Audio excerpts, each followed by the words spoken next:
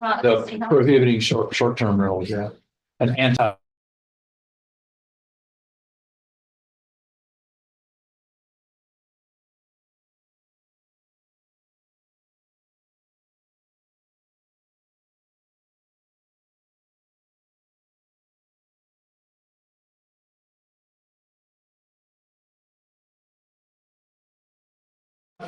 Live streaming. All right. Good morning, everyone. I will go ahead and call special call council meeting and budget workshop to order. And with that, we'll turn it over to either Scott or Miss Rhonda. I'll start. Thank you all very much. Appreciate you being here for our second official budget workshop, not counting our goal setting, our priority setting session. What you'll see today is, if you'll recall, at our last meeting, we left you with about a $4.5 million gap between the expenses and the estimated revenues. Rhonda has done yeoman's work and gone back, and we, in consultation with all of the staff, we are going to present to you some options for closing that gap and presenting to you a balanced budget today.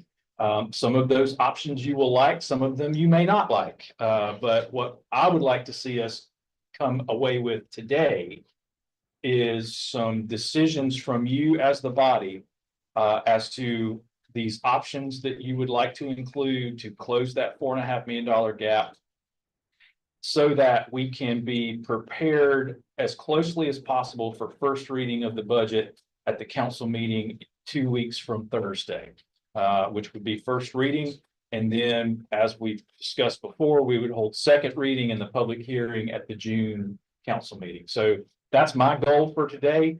I would hope that we can get y'all out of here well before noon o'clock, but that'll just depend on how our discussions go and what you want to do. So with that, I'll turn it over to Rhonda to get us started. Good morning, and thank you all for. Minnie, is the clicker working? Hold on. There you go. We'll see. I kind of like the way we've done the budget this year, splitting this up and having some half days. I think it certainly is. I think you can think better, shorter time period. So I just wanted to recap kind of where have we been. We had council priority sessions. We had departments present their budgets. We went through revenue projections, and we had capital funding discussions. We left the last meeting, as Scott said, with a $4 million deficit. I'm reminded of the Corny elementary school joke of how do you eat an elephant one bite at a time.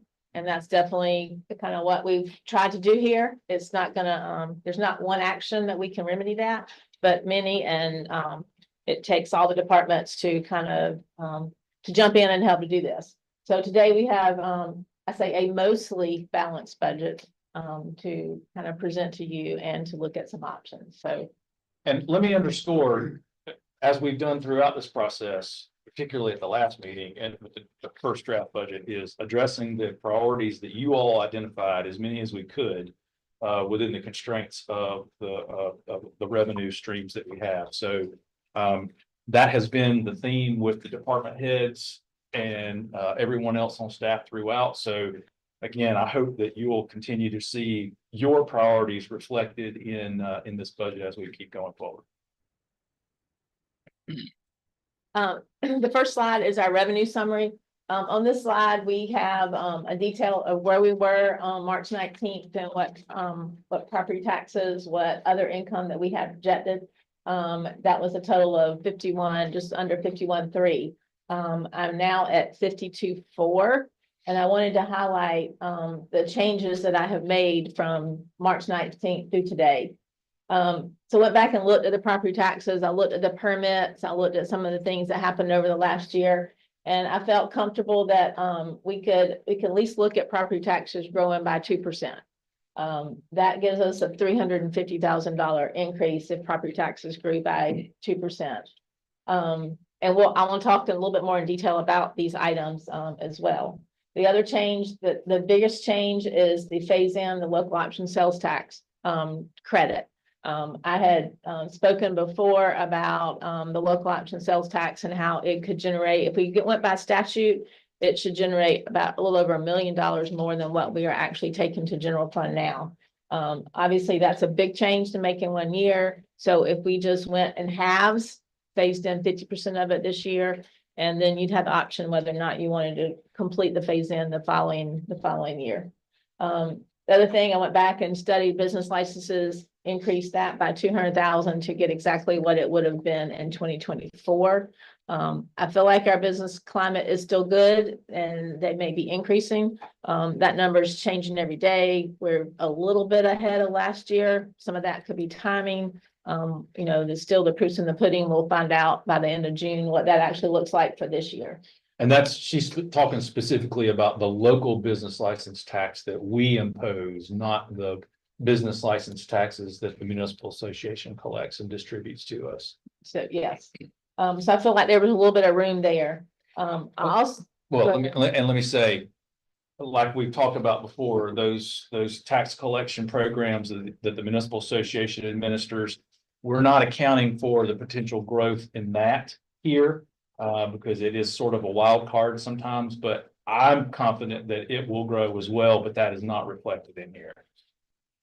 the last item is I removed the sale of assets. We typically have put sale of assets in the general fund. In the spirit of creating a capital fund, I feel like the sale of assets should actually go to that fund and be reinvested in capital purchases that from that fund.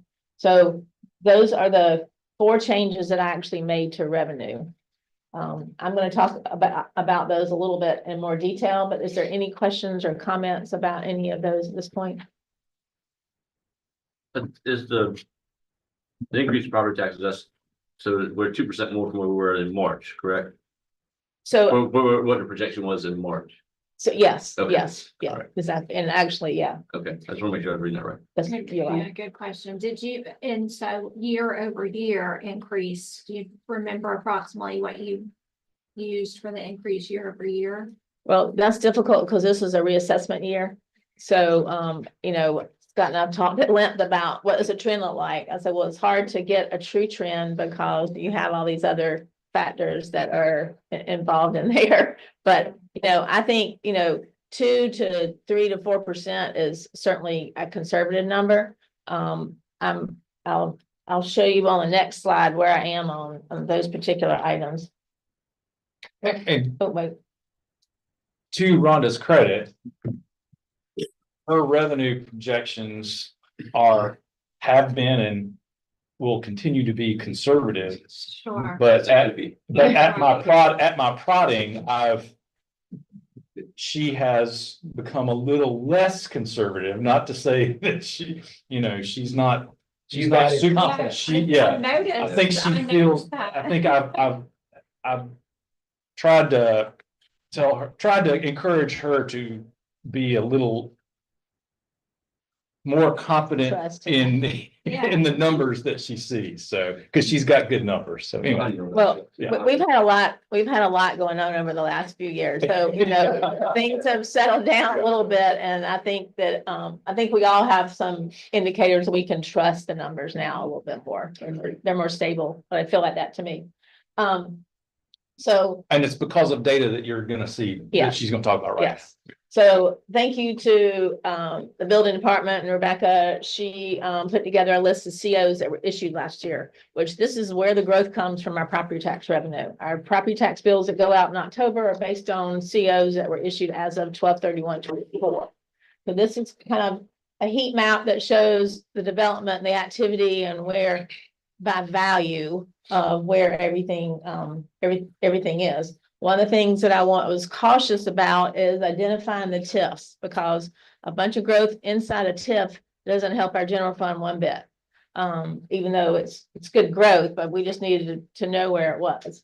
So we have roughly $12 million of growth that actually took place within our town limits and general fund monies. Now, this is based on permit value. That is not, the county will have a different appraised value. But I think it gives us a good measure of kind of where we might be. Typically, I think permit values are probably a little on the low side. But again, the market can change, and so we don't exactly know where the appraisals are. Based on this, I came up with about $850,000 increase in property tax revenue based on this data. I would not want to capture all of that in a budget for sure. Did you say, what was the number you said again? 12 million, 850,000.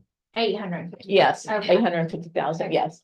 Looking at the permit value inside the general fund at commercial and residential assessments, it would generate about 850. Now, I don't know who the owners are. If there's a nonprofit, that would not equate into tax dollars. There are a lot of little things that, may not equate there. But I think it's enough data for AU to see where the development is. I think that's important.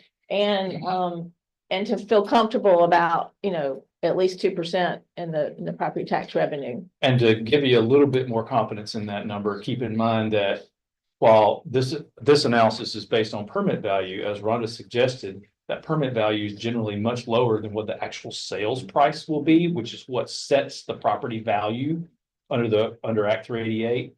And then, of course, the county assessor will come in and assess that later on. They'll usually those assessed values are, 20-25% lower than what the market value is. But for initially anyway, it's going on the books at the sales price, which is going to be much higher than the permit value. So that 850 is probably a very conservative number once all that washes out.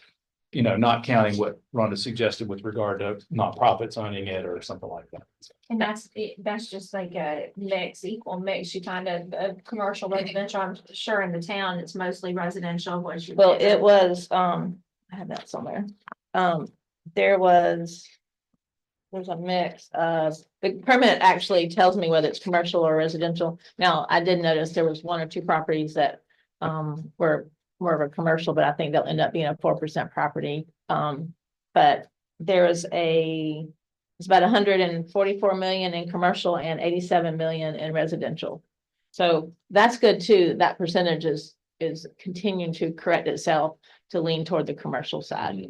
For that.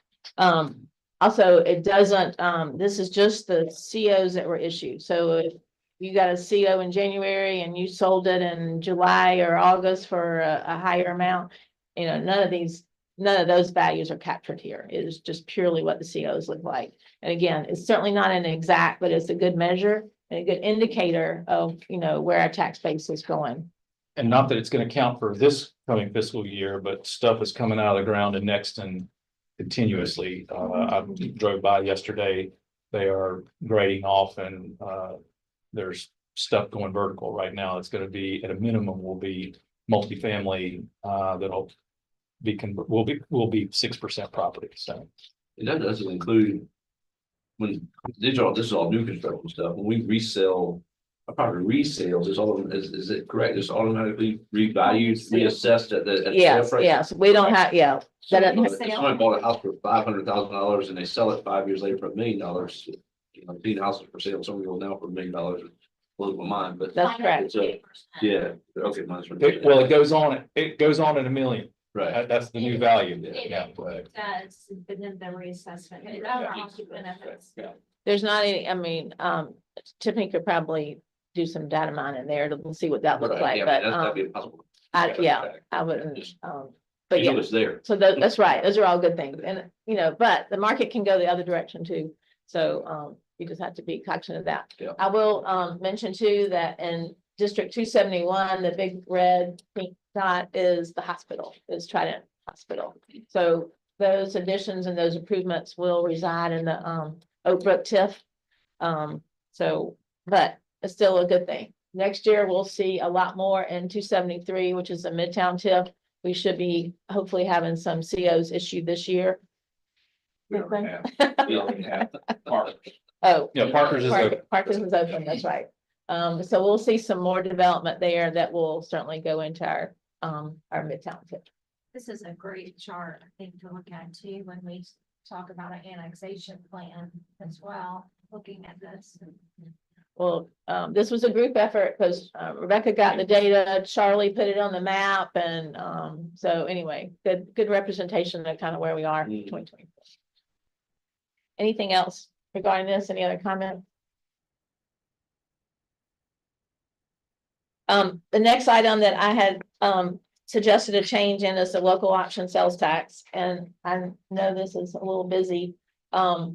The last meeting we had, we talked about, here, I can make it up. We talked about what the general fund currently is. This is what we take in. This is what the statute says. And I added another column for what if we implement just 50% of this phase in. So I split the difference between what we currently give back and what the statute says and say, what if we did this? So we would be given back just under $1.3 million at $1,285,000 to the taxpayers of Berkeley County. And then we would net 1.3 million for our general fund. So the difference in the 756 now and the $1.3 million is the 566. I rounded that to 500, but then these numbers added together are really closer to 600,000. But I estimated a $500,000. So keep in mind how the local option sales tax works. The Department of Revenue sends to us 2 checks, the property tax credit fund check and the municipal revenue fund check. Okay. State law says that 71% of the total that is collected has to be refunded through the tax credit. That's the property tax credit. Okay. But what we've been doing, and the town can keep 100% of the municipal revenue. Okay. But at some point in time, we haven't been able to determine when that was. One of your predecessor councils decided to refund 71% of the municipal revenue. So we're only keeping 29% of what we are allowed to keep under statute, under the law. So that's where we have an opportunity to continue to give a tax credit, property tax credit to those homeowners, but also recover and capture some of that revenue that we could have been keeping over time and that we have continued to refund in addition to what's required under the statute. So that is, and of course, as Rhonda suggests, we're recommending that we phase that in 2 years, half this year, half next year, in order to try and fund the priorities that y'all have identified. And how long has that been going on? As best we can tell, since the local option sales tax was implemented in Berkeley County, whenever that was. And probably the composition of those numbers has changed, and I don't know exactly how. It's based on population, it's based on as the retail spaces in Berkeley County that's in the town of Somerville have increased. So it was probably a very small and it's probably very insignificant when they first started. The local option sales tax calculation, how you arrive at the numbers is, as Rhonda's suggestion, a combination of the population, the portion of the population that's in the town, that's a portion of the total Berkeley County population. So we got a lot of population in Berkeley County, and then of course the point of sale, where those sales taking place. So think about everything from Earth Fair past the interstate.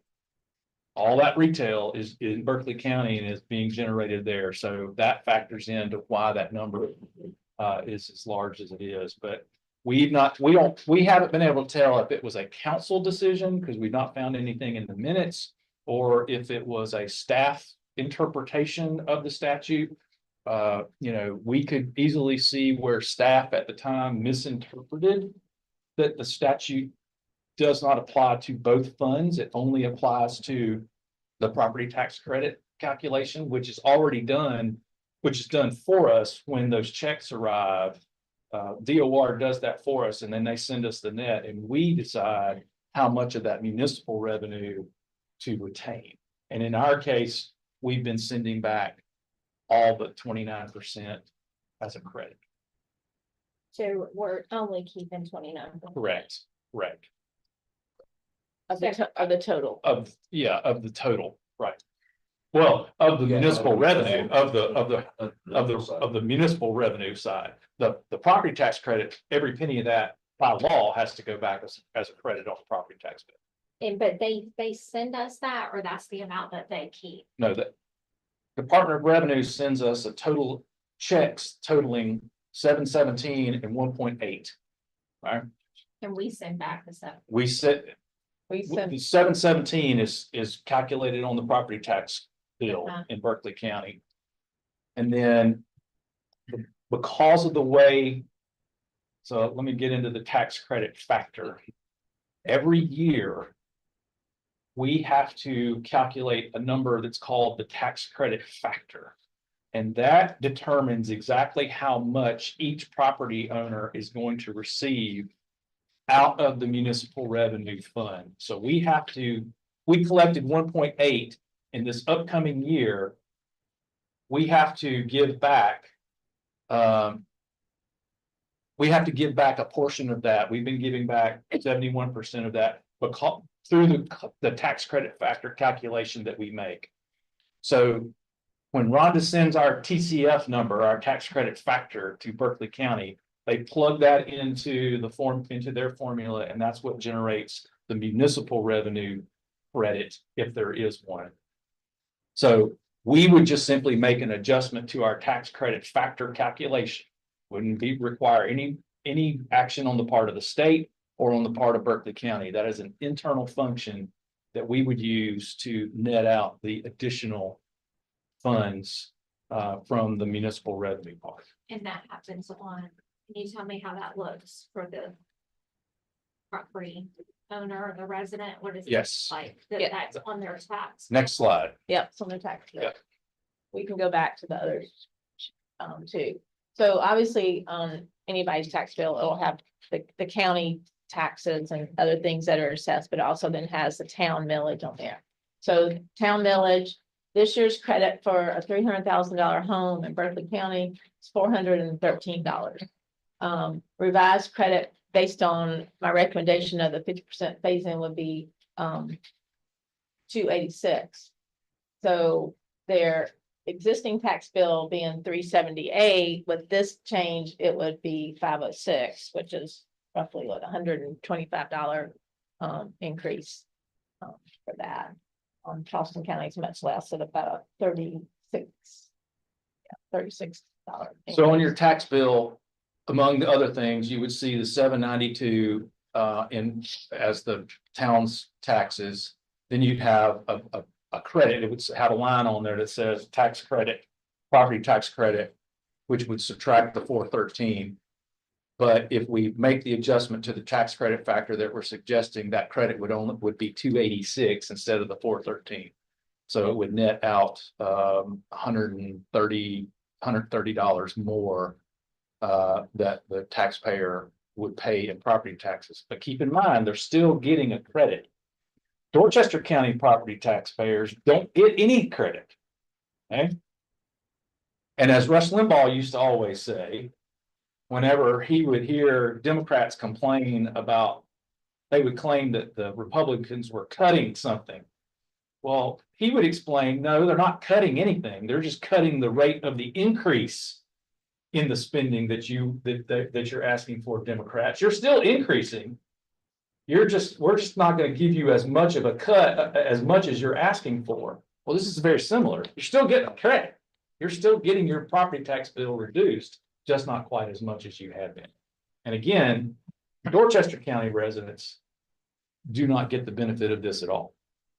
And I'm guessing I probably am the only one in this room that represents Berkeley and Charleston County. So Besides me. well. Besides you, that's right. So. Okay, Well, here's my thought. And I appreciate the phased-in approach, because making a drastic change can be pretty tough on folks on a very tight budget. However, the folks in Dorchester County, the way I understand it, are basically paying for the services of those in Berkeley County if we're not following the statute as it is intended to be followed. And so we have been giving an extra credit while providing the same services. And that's, in my opinion, unfair to the others who are paying their fair share. So just to be fair, I feel like we need to make this adjustment to be fair to all of our citizens. And I think I looked at I looked at a bunch of tax bills, but I looked at some of the tax bills of Berkeley County and some of the ones I looked at. In a lot of cases, our credit was bigger than the county credit that's back in there, because the county does the same thing. They have the I same. understand what all they are saying, but I mean, at the end of the day, it's somebody's, property tax bill and they just had a millage increase and then this, I mean, that's gonna hit people hard. What is, like, for instance, people that live in Berkeley County, but they're in the town of Goose Creek? So I know. what does theirs look like compared to what we're doing? And exactly, that's great to think about, because with us wanting to annex, especially Berkeley County is gonna be where we're annexed. I don't know. I haven't, I'm trying to remember that I looked up. I don't know how much, if any, additional credit Goose Creek provides. They may not. So they may not. They do may not. anything. Yeah, they may just Or provide. say the minimum. Charleston. But their millage For instance. rate is different than ours as well. Oh, They're also only representing one county. That's Yeah. Right. Yeah, We've so, we've got citizens in Dorchester County that are basically carrying the weight mhm. of an overpayment back to Berkeley County that. Well, that's where it's our job to go to the county and, say, let's have a global option. Well, yeah, we need one of those, there's no question. Yeah, and the other thing is they're actually paying twice, because they're buying most of the stuff in Berkeley County. So they're paying. that's I mean, that, it is hard to swallow that these people are gonna have an increase in their tax bill. I mean, but on the other hand, I mean, really, yeah, the rest of us in the Somerville, Dorchester County area have been footing the bill of everything. And, But that's not their fault. right, That's it's, our fault. yeah, because we didn't know all these years, Well, now you do. Yep. Yes. Do the best you can, what you know, so you know Right. better, do better. That's true. Is 300,000 the actual median price of No. houses in those It's counties? not, probably not, probably not. I make a joke. Used to, 482,000. used to $100,000 home was what you Yeah. used, and now it's 300. Apparently, that's not even high enough, so, That might not even be attainable, or No. the word attainable anymore. but just for illustration purposes. It's not on their tax bill, I bet you a lot of them are assessed right around 300. Yeah. Some type of saying, be under assessed, that they're, most homes are under assessed. Well, But when we're looking Well, at annex, Yeah. these are things that people look at strong, I mean, commercial and residential. I mean, everyone's gonna be looking at this. And there's a lot of property in Berkeley County and it's continuing to grow. I don't know.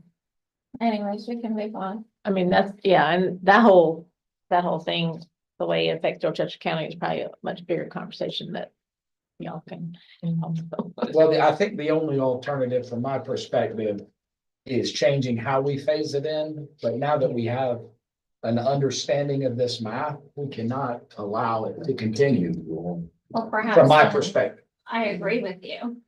But then perhaps we need to consider rolling back millage. Well, I will say to that. If we want to fund the priorities that y'all have identified. It's making decisions like this, but not rolling back. I mean, we need revenue. We need revenue to meet the priorities that y'all have identified. And if we want to change those priorities, then we can do different things, but that's going to require removing priorities. It's going to require cutting to basic cuts to the expenses that have been proposed. And we've already taken, and we'll see later, we've taken some things out already on the expense side to get us, to help us close this $4 million. I wouldn't be comfortable until we have a firm understanding of what it takes to run this town for a decade with a long-term plan. We're so far away from having that at this point in time. Yeah, I agree. And then later, when we're able to fund things and things are happening, we can go back and look at the millage of perhaps rolling it back at that point. But we're desperately always trying to play catch up. And we're never gonna get there unless we do something about it. Well, we heard y'all say that you're tired of playing catch up at your priority setting session, and that's why we're putting this plan in front of you to include a capital fund that Rhonda's gonna talk about in a little bit, in just a little bit. Continued stability. Gives us good data. Yeah, I think that, I feel good about what we've come up with this year, because I feel like it does accomplish, some of the things. It doesn't get us all the way there, but it takes a step, and we can't get all the way there, in 1 year. It didn't take you 1 year to get to this spot. So let's see what we got, what were expenses. So, okay. Anything else regarding this? Anything else? No, I think the breakdown's fantastic. I It do. helps me understand, so thank you. Well, Yeah, done a great job. for clarity's sake, so that we know as staff, do you as a council want us to continue forward with this recommendation on the local option sales tax credit factor change? I would either accelerate or de-accelerate the transition, but to me, it has to happen. And I do not. So it's either all at Well, once or I break it hate- down further. I hate to ask this, but I'm gonna ask it for super clarity's sake. You want a motion? Can we get a motion and a vote to that effect? I'll make a motion that we start phasing in the local option sales tax at 50%. Second that. All right, motion in a second. I know we've had some discussion in advance. Any other discussion? I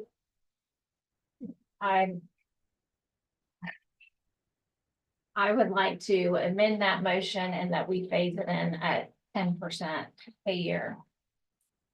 But you're talking about. And, people, have just, they've been hit with inflation and millage rate increase and this increase and that increase. I think, I agree that. If it should have been this way, it should have always been this way, and we're the council that has to fix it. But I don't think hitting people that hard, most people are not, it's not a 300,000 either. And I think this is going to have rippling effects, and we just see it as this one thing, but I think it's gonna have rippling effects for annexation and other issues that we're just looking at it as this budget and this right now, but I think it's bigger than that. Yeah, and Wait a minute, a motion to amend to 10%. Is there a second? I have not heard a second.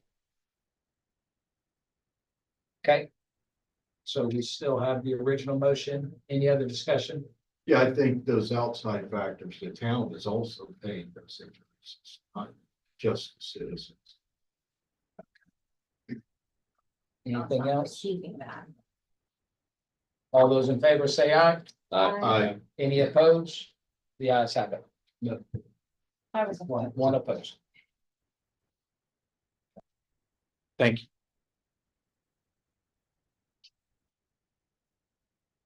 Okay, this is the expenditures. This is the other side. We had, personnel operations, we had new positions. I added the fringe value at 35% to these positions. To get a total. And at the bottom, you'll see what changed. I reduced the bank charges that we had been budgeting for in light of us. Adding a processing fee to credit card transactions so we can recoup some of that. We eliminated the communication positions. There were a couple of communication positions. They have vacancies now. We talked to department heads and felt like, at this point, they could do without those. It would be nice. They would do without those. The other thing is I, delayed all the employee additions until January. That's half. That'd be all employees. Wait till January. What about, Oh, new. Yeah, that's what we. New, yeah. all new so like, streets department, police department, These are new New. positions. New. These are new, these would be additional positions. We have a team in police, we have a team in fire, and we have an IT person. In that third column, you'll see those are the new positions that we propose in. And those numbers reflect the salaries starting, total salary starting January of 26. so. We just looked at. A slide showing how much we have in permits being issued, all the new construction, all the building permits being issued. And we pick up trash and we maintain those roads and sidewalks, and we have police and fire. And we're giving, I guess, maybe a couple new positions in police, maybe two in fire, maybe one, it looks like. On an IT, but our streets department, who is already short staffed, and they already handle a big town, and all this is growing, and they're not getting any more people, and they desperately need it. So when we consulted with Mark Campbell, and we asked him to prioritize his needs, he told us that purchasing the cab, tractor trailer cab, a new trailer, and a 4-man crew cab truck were higher priorities for him than adding personnel. He's got a number of openings right now, similar to other departments. And so what I've done is challenge the department heads to first fill the vacant positions that they have before we potentially entertain hiring additional people that they're asking for. So for instance, the communications positions, Chief Wright has you got 2 openings in 911 right now, 3 openings at 911, and 911 asked for an additional 2 people. Well, my tough thinking is, hey, if you can't fill the 3 positions that we have open now, does it make sense for us to fund additional positions that we don't know if we're going to be able to hire? Same thing with Chief Melcher. Chief Melcher had, that last time I talked to him about the opening positions here, he had 10 openings on the floor. And he's asking for another 3 or 4 to go onto the floor. Chief, I got a hard time honoring your request for additional people when you can't find people to hire for empty positions now. Now, he's got a plan for how to do that. He's got a recruit school that's coming up in January. He intends to fill most of those empty positions and the new positions, and he's filling. So that's the mentality. Same thing goes with streets department. Hey, Mark, you've got a number of openings already. Really tough on him, especially because of the low wages that we pay in the street department, to get people, A, to come on board, and then B, stay.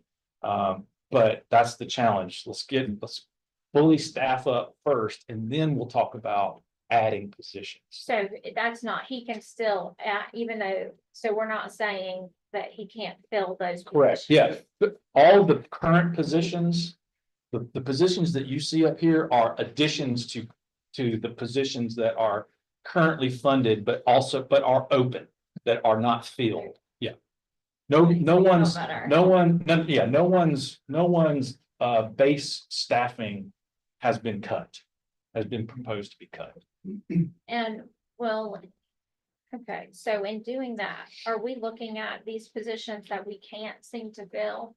Are we somewhere in our budget allowing to increase its pay when, like, in the street department or parks department, it's really low? We have lots of incentives and training opportunities for people to boost their pay. I got a couple of personnel change forms that came across my desk last week or week before last from the streets department, for instance, where One of his guys has reached some sort of a benchmark that allows him to do additional duties. He gets a boost in pay from what he's getting paid now. So we have all that in place right now. It's just a matter of getting people in to take advantage of those incentives. All of our departments, I think, just about most of them, especially the people out on the street, have incentives that they can achieve to increase their pay. That's a good point. I'm much more interested in filling our vacancies and paying our current staff more money. Right. Before we hire new positions. I agree. Yeah, yeah, 100%.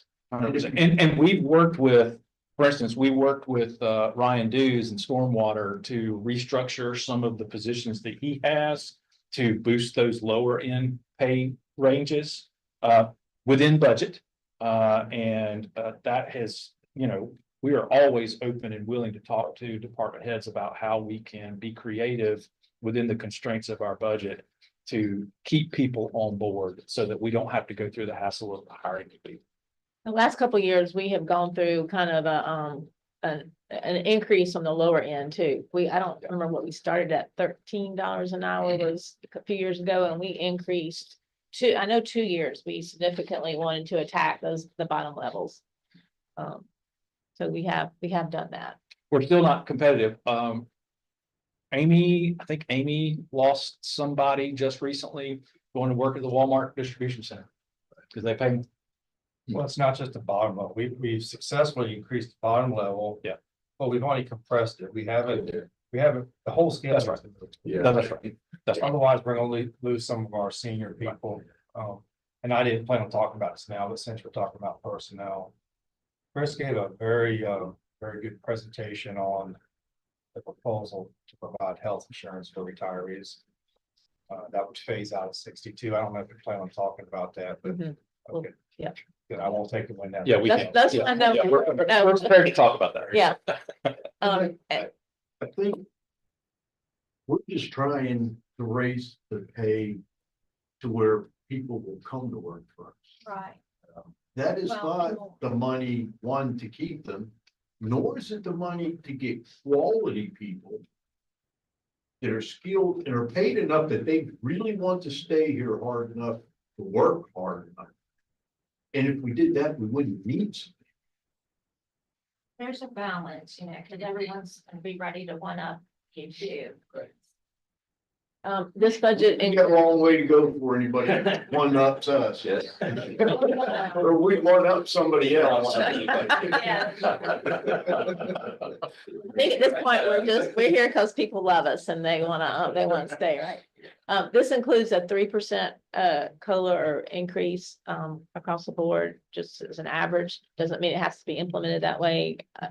But that's what this includes. And that's all really could justify in this budget. But that 3% is still based on like what we're doing now, the performance evaluations. Or no? The COLA would be automatic. That would Yeah. be available. We're not proposing a merit of any kind for the upcoming year unless you all want to prioritize that and then fund it. It's hard to, you can't, well, in my opinion, you can't take 3% and split it into what is a Yeah. COLA and what's. a merit. I just was wondering. Yeah, and I think the Just merit that- was a great idea. I don't see the money with what I'm working with now to be able to do that. Now, Well, people still should be evaluated. I mean. No, we'll do personal Yeah. evaluations. Yes. Yeah, we'll do annual Yeah. evaluations. Yeah. That is a part of the process. But it's not tied to, an evaluation is going to be an annual thing.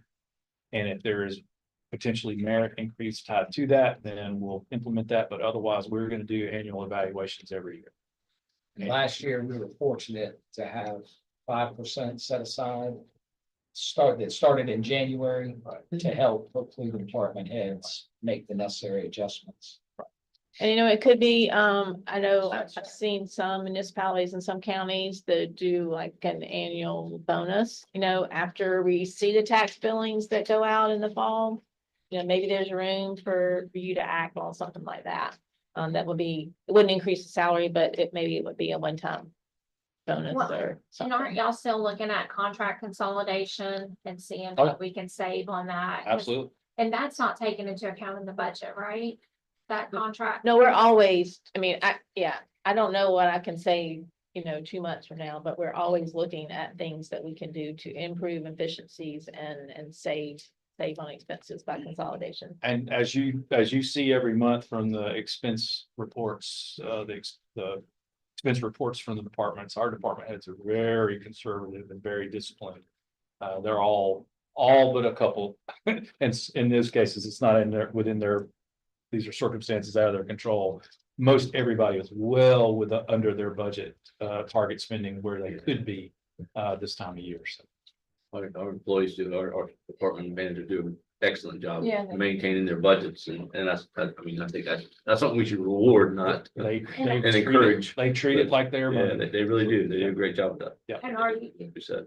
you mentioned in the report, so can you make sure, because I know some months we're not getting all the department reports. I kind of talked to some months we are. Right, yeah, the like statistical reports, yeah. Yeah, like each department has like actual report. Yeah, we'll make sure Department. everybody's got theirs in there. Yeah. Mr. Mayor, while we're on that discussion, can we put a placeholder on the finance? We talk about these things a lot during these meetings and early second quarter of the year, then October, we forget. Can we put a placeholder on the finance committee agenda for October to bring that back up? The just incentives, we can just call it incentive discussion and at the finance committee agenda in October after we've seen some data for next year. Beth's making that note now. Okay. So wouldn't that be part of what we're talking about? Won't we be going through all of that at our next budget meeting? I'm talking about in October after this budget will already be approved. To look at potential for Yeah, bonuses, Yeah. Yeah, Yeah. and supplementals. And at that point, we'll know how we ended the year. We'll know what business licenses and insurance business licenses really look like for the year. And maybe we'll have a pulse on what our local economy, state economy, national economy. And we'll definitely have a sense of what the property tax billings will be at that point, because property tax bills will be due out by the end of October, somewhere around there. So So maybe even. in we November. will have seen those values at the front end, Right. before, by the time that October meeting rolls around. So we'll have a good sense of what property taxes may look like as well. So that'd be the good time, I guess, to discuss that. then. Yeah. Then can we also put a placeholder on the next February finance meeting to look at the finances closely and look at the millage and what we brought in taxes and see if there's an opportunity there with the millage as well. February 26th. Yes. Ms. Beth, you got that? Like. My thought on that is we're already collecting things we need this year and always have. At what point But do we're we always actually increasing. provide no, No, we are. one. At what point do we just eliminate services? It's not about eliminating services. It is. It's about creating annexation plans, it's creating a plan for the future instead of just steadily rising and saying, this is our budget, and we have increased costs, which we will always have increased costs. It's looking at other ways to fund them, and we can do that through a lot of different ways. And that's what we need to be talking about. We have been talking about, but we need to get more serious about it with things like an annexation plan and other ways to bring in income, so we're not constantly hurting the small person and more like the developers feel the hit, or the larger commercial investors, or whoever it may be. Don't have a problem with developers. I think as a part of the vision planning process, a lot of this input and data is going to be collected. And then that gives us kind of a direction to base a strategic plan around. And so hopefully everybody's participating in that. Do y'all, And that strategic plan, some of those actionable and measurable items could be a long-term capital plan and other items, strategic annexation plan, those types of things. So Beth, we've got what he wants on the agenda, finance in April, and what I'd like on the finance. in October, October too. yeah, October and February. Thank you. is there a report given or accumulated to show the cumulative annexations like for 2024 or anything like that? I've asked for that before. I don't think we have that. I don't know how much annexation we actually did last year. The only But- annexation we're doing now is people requesting, we're That's not right. pursuing any Okay. annexation. Well, actually, we're pursuing a couple of annexations right now.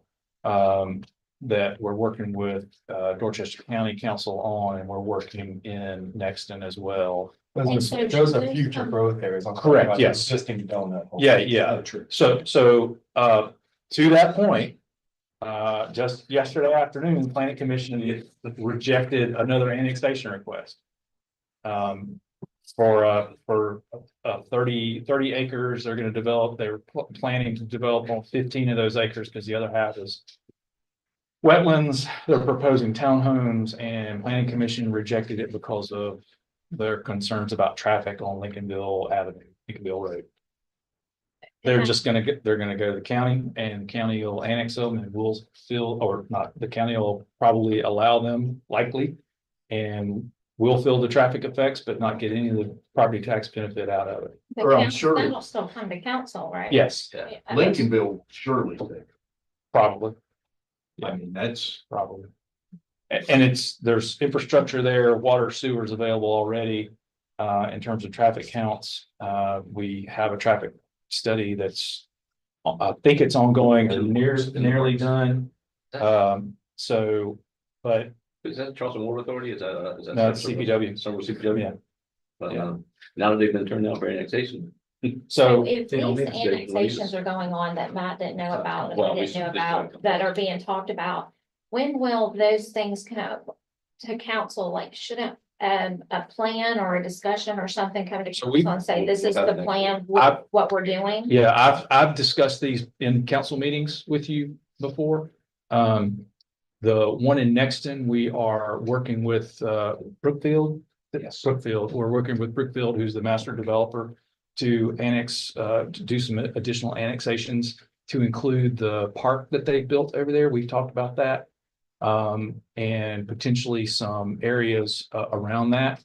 We're also working on one on the south end of town to make some connectivity. We've gone to Dorchester County Council to request that they help us do an annexation along the river to connect us, to get us contiguity so that we can open up the southern end of town. So those are all things that are in the works.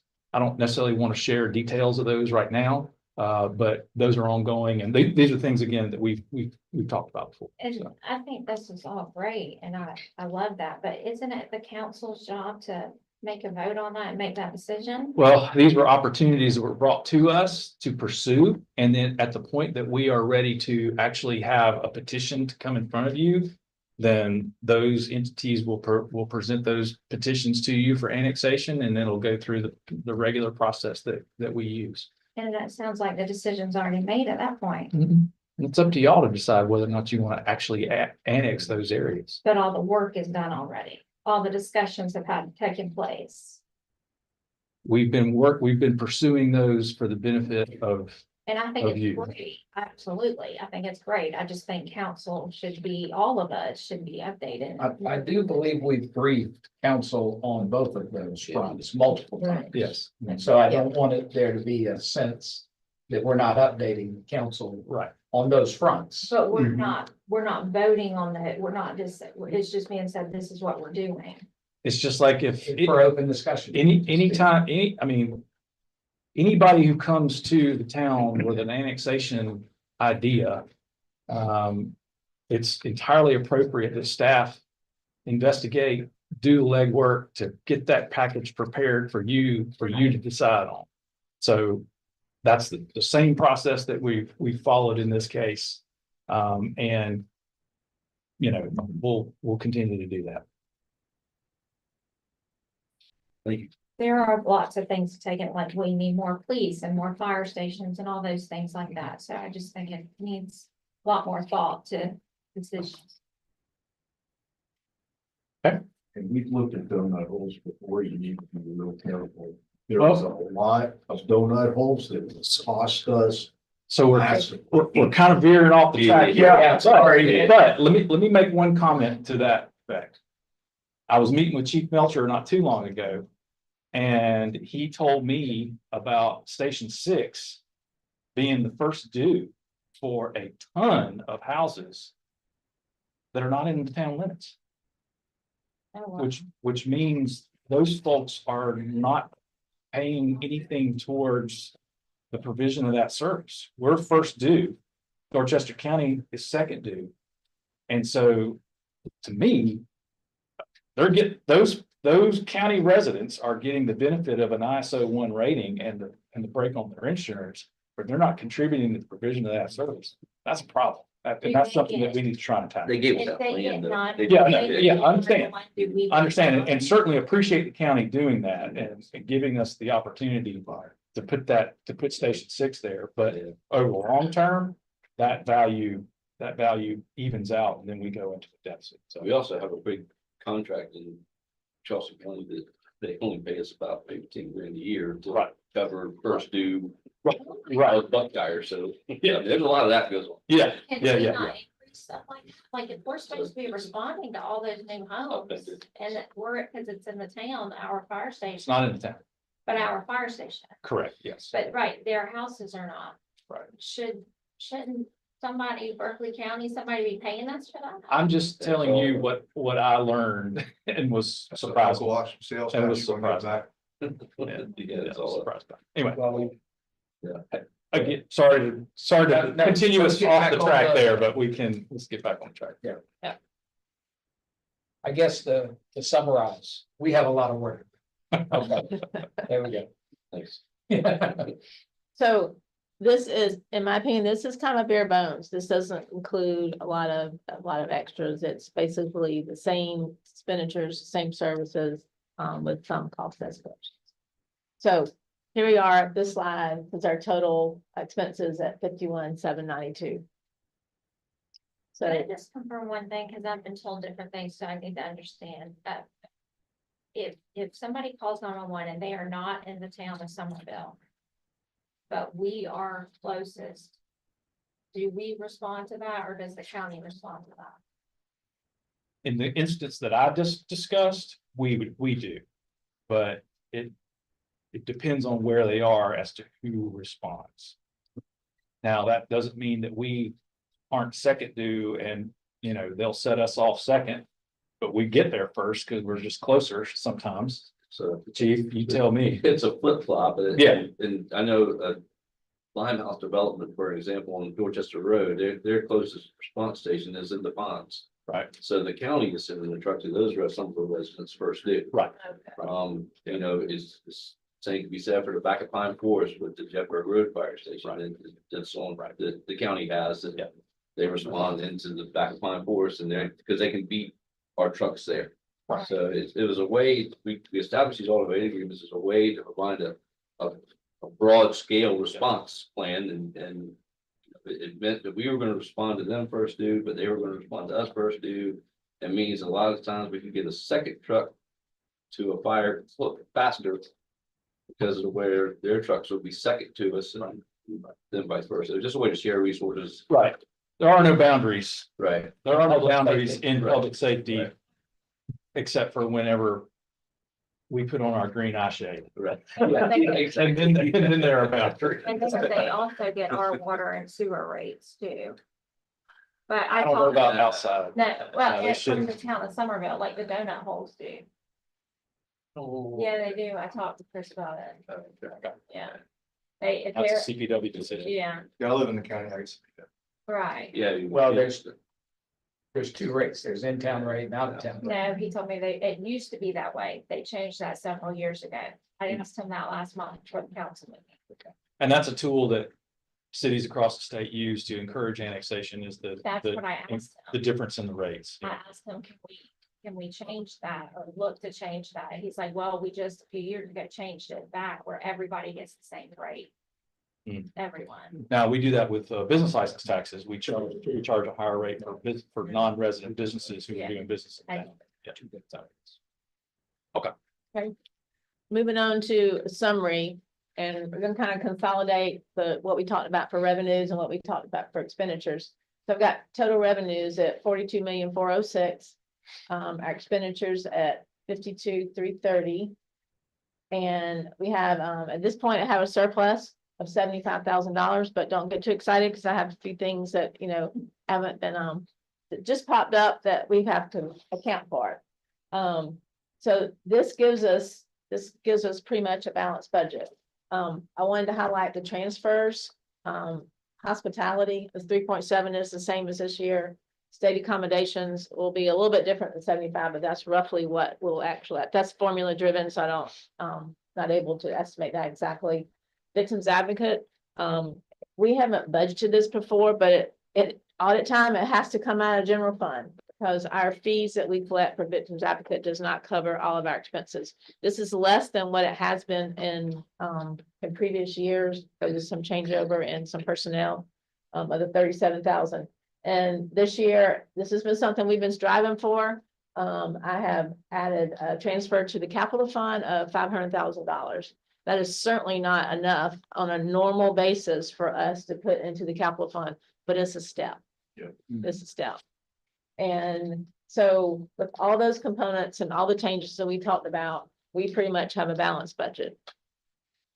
There's some things that, for instance, we've got half of rent for the narcotics unit with Dorchester County of about 27,000 that I gotta put somewhere. We've got a roof for the maintenance department that's 65,000 plus that's gotta be done. Our maintenance in our buildings, that's no secret that it's been before. This won't be in general fund, but the maintenance on the Berlin G. Myers Parkway is another like $50,000 a year for landscaping maintenance and on that will go in the hospitality fund. Would that be under contract or by our staff? Probably not. Contract. We just signed the contract yesterday. Yeah, None of this balancing touches our fund balance. Is that correct? That's correct. not yet. That's correct. Yeah, we're getting there. That's, I was looking, that line was empty too. Not for operations, That would be agreed. not for operations. Not probably. Yeah. I got I mean, that was, Yeah. that's certainly a goal, you. Yep. you Yep, know. all for it. I agree. That's smart. You know, I don't know if we You say this that account since I've been here. recurring stuff. Correct. Yes. Absolutely. Yeah. Correct. So this takes 500,000 reoccurring for capital fund. Okay, Well, we can I think- raise it next year. It's not enough, but right, it's but it's something. It's reoccurring. And maybe we can tie that, as you'll see later, to, the previous year's surplus Mhm. or something like that. Right. Too. Any questions about this? We're still gonna fund some capital. We're getting there. Patience. Wait, there's more. Patience. We're getting there. Okay. Proposed capital fund, here we go. Yeah, there you are. There's my fund balance number, my good friend. So this is what I'm looking at for the capital fund. Take $2 million from our fund balance. I think our unallocated was right at 20 million for last year's audit. Remember, we spend down half of we have 52 million in expenses. We're spending down half of that, roughly 25, into the first 6 months. We do have some revenue, but the bulk of that comes the second half. So $2 million in fund balance, the $500,000 from our general fund annual appropriation, 175,000 in sale of assets that may or may not be what we're looking at. I know y'all have discussed sale of real estate or real estate that we're not using. And I know we've kind of identified that as maybe we would use those proceeds for the public safety complex. So we would park those monies in this fund and reserve it in the fund balance for that purpose, if that's what you decided to do. I'm not saying you have already decided it. I'm trying to do that. So that brings us to 2.6 million roughly for the year. What I've looked at is the communications is the radio refresh of 526. That's a purchase. Police is a lease on 20 cars, 4-year lease on 20 cars, 525,000. Streets is the crew cab, Yes. I think. Yep. That Art was looking at. Sidewalk gap implementation. I know that you've talked about that a lot. Have no idea if $400,000 is even close, not. Mark Mark is inventorying the gaps for us right now to give us a sense of how many, at a minimum, what the linear feet would be, not counting any obstacles that might be in the way. And how does that, what he does, compare with the bike and pedestrian list as well, that they do their gaps? Are those being worked together and I've compared? not seen a bike and pedestrian gap list.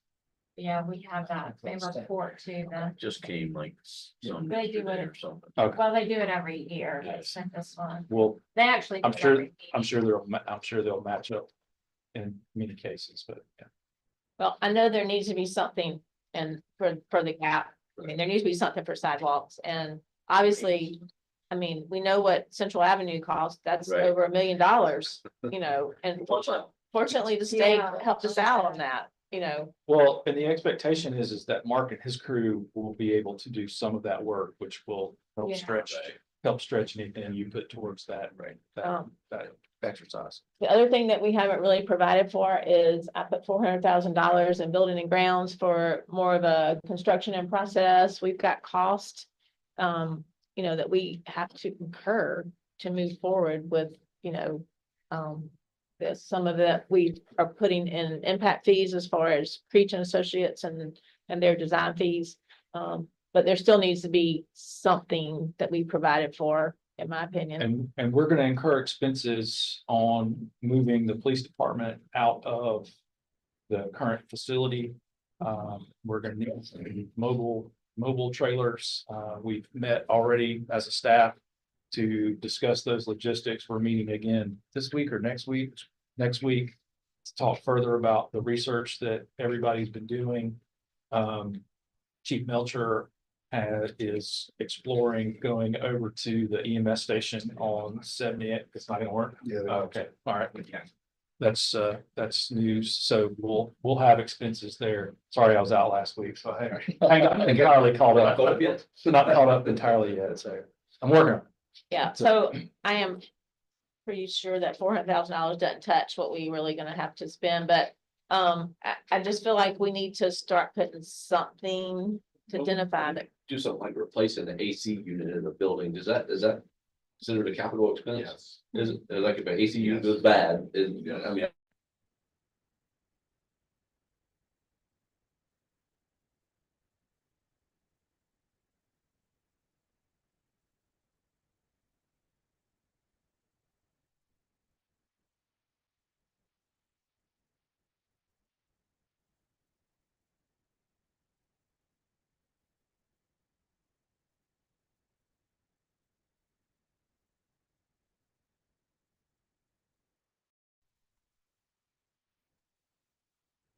Here, it just lends to better analysis and Is there a dollar figure that makes it?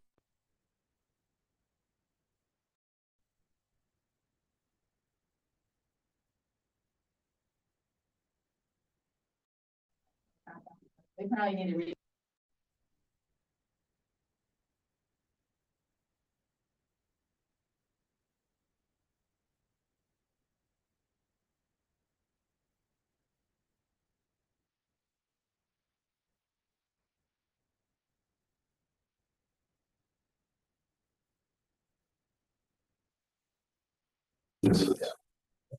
But unlike, a for-profit business, is still cash. We're budgeting really on what we have to spend cash on.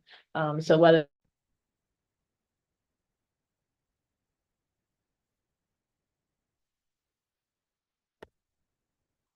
Cause like on our goal session, I know we said we must have a capital replacement plan to close the sidewalks that we've got here, that's great. And then the next thing that we had that we had, I think 4 marks on that we should do was that the one item was the Cuthbert Center. Was that really?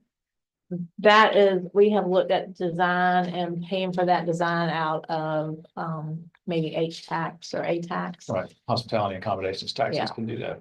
Yeah. And wasn't that the design part budgeted in the last budget cycle though? No, okay, I don't remember that. all right. So that would be They put it in this. it's in this budget. Yeah, then? Yeah. we're Okay. gonna propose that in the hospitality accommodations taxes. Okay, Yeah. that's good. All right, and that excess there. That's just kind of, I mean, I think that, I'm putting $2 million in fund balance. I don't think that I didn't intend for that probably to be all expended in 1 year. This is gonna be a fund that accumulates. Even if you think of it as might need to put 10% of a new fire truck in there. And that's You the know. second bullet right there on the left. Yes, if you'll look at the, I would like to, and if I may make a motion to this. Last budget cycle, my first budget cycle, we had started having the lower amount for sidewalk implementation, and what we talked about, and it was on public record, if you go back and pull the record, that being a starting amount, and that each year we try and increase that a little bit, and that's not really what we did here. So I would like to make a motion that we increase that sidewalk gap implementation to 500,000. I'm gonna second that. Okay, motion in a second, the increase 500,000, this allocation. Are we, any discussion? We talked, there's excess in this proposal here, is that correct? yes, yeah. That excess is just, it's a fund balance excess. It's a though, fund so balance, Essentially, yeah. it just means we'll transfer over less, right? I'm not. Conceptually, I'm not opposed to doing this, it's just, I know there's things that we. Aren't having to fund this year that we may have to fund next year, fire trucks are $1 million, so there's not one of those, there's no line by fire capital, there's no Parks and Rec doesn't have any. Vehicles this year, there's no. IT, I'm sure there's some capital expenditures we need to make it in IT count, so And I it's think, just a lot we aren't having to fund this year that we may have to fund next year, so I just think we gotta be careful. I'm always confident in our conservative nature of revenue projections, but. I think that's a good thing to talk about in October. as Right. you suggested. Yeah. yeah, We've got 525,000 in police, and we're building a new public And safety complex. in reality, we may come back to you and say 500 is not enough, and we've already spent 450, so we want permission to spend additional, which may be where the 748 comes from. All right, we have a motion in a second. Yeah, any other discussion? I just like to say I have to think about the positions we're not funding. And how far that money could go to do. Well, I just reviewed because you mentioned it, our council priorities. And the number one, we had 5 votes for must do and no other should do, could do's. And that was capital replacement plan for our rolling stock, which you're addressing here through the lease program, but it doesn't contemplate the whole picture of the rolling stock, as you know. Number 2, with 3 must do's, 1 should do and 1 could do, was to close the sidewalk at the Measuring Dam. So this is number 2 on our priority heat map. So with that, I'll call for the vote. All those in favor say aye. Any opposed? 1 opposing. The ayes have it. So that would be for the sidewalk gap implementation to be a $500,000 placeholder. And that should it.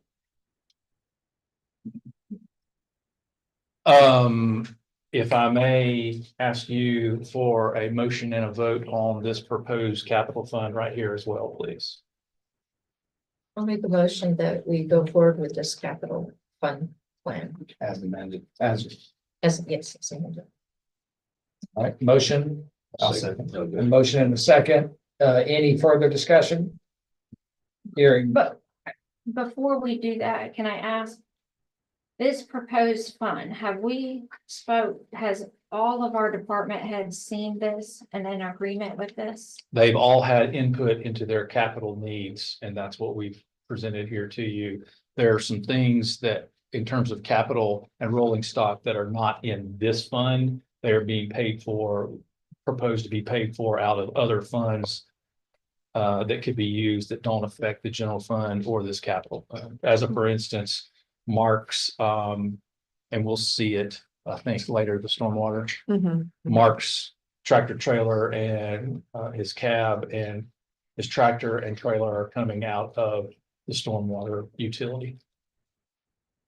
I would like to make a motion to amend the motion to approve this proposed capital fund by amending it to include $100,000 for Parks and Rec, capital fund. I don't think we really ever give them anything for a capital fund, and I think it's a big benefit to our citizens. And $100,000 is not much, but it could mean a lot to their department to do park improvements, lighting, whatever they, in addition to hospitality and accommodations, just like a lot of these things can be funded with hospitality and accommodations. So I'd like to make the motion to amend the budget that we provide $100,000 for the park and recreation capital. We, okay, Amy has submitted her request and all of her requests have been, accommodated either in hospitality or a tax. That's correct. And Amy is conservative in her request. Okay, I've had conversations with Amy as well. There's a lot of stuff that needs, wants by citizens, by her department that can't get funded as well. Okay, a motion to add $100,000 or a motion to amend, adding $100,000 in capital, proposed expenditures for Parks and Rec. Do I have a second? I'll second that. Okay, motion and a second. Any discussion? Yes, I'm going back to the same thing I said on the sidewalks. We don't have money to do what we have to do. And in the spirit of maybe not raising taxes, we can't keep saying we're gonna buy more, but spend less. It just doesn't work. So I would have to vote against that. Okay. This way, I went along with the sidewalk thing that, we're looking at, I know we're looking at excess here, but we're actually looking at excess fund balance to, the more we commit now, the less excess we potentially will have. So I don't want to keep going down the road of looking at 748 as an excess, because technically it's not officially an excess. So I can't support another $100,000. This is just seed money for all future capital. Right, and this ties us to, another $100,000 for essentially something that is our department, person who manages the department has requested, so I can't go on with this. All right, well, So Bob, I was trying to look out for you, when you asked for more money for that statue, we are gonna have the money there. I can't have. Oh, well, Uh, no, this needs to be our operating budget. This It's is real. not operating. We can, we have in the past found ways to do things that come up. But if you keep adding and adding, you have to raise taxes. All right. You can't say spend more, get less, because we don't have enough to do what we're doing now. And I'm gonna refer back to this budget when something is asked for and say, well, we didn't plan for that. So, we got to keep that in mind because we should stick with the plan. And in my mind, our priority job is police, fire, and roads. All the rest of it is really nice. all right. Because you mentioned that, I found it interesting. The top three items on our ideas: capital replacement fund, rolling stock, closed sidewalk and pedestrian gaps, traffic circles around town, top three. All right, any other discussion? Hearing none, to vote on the amendment of adding $100,000 for Parks and Rec. All those in favor say aye. Aye. Any opposed? Uh, All right. nay. Amendment fails. The original amendment to approve with the extra $100,000 in the sidewalk gap. Any other discussion on that? Hearing none, all those in favor say aye. Aye. Any opposed? The ayes have it. thank you for that, council. and thank you. I do think this is a big step into trying to get us on the right spot. Since we just approved that, that may be a good opportunity for us to take a Take a break. break, yes, good idea. Yeah. Yeah. You know what's interesting about the process? It's exactly the way the budget happened at our house too. You feel the squeeze?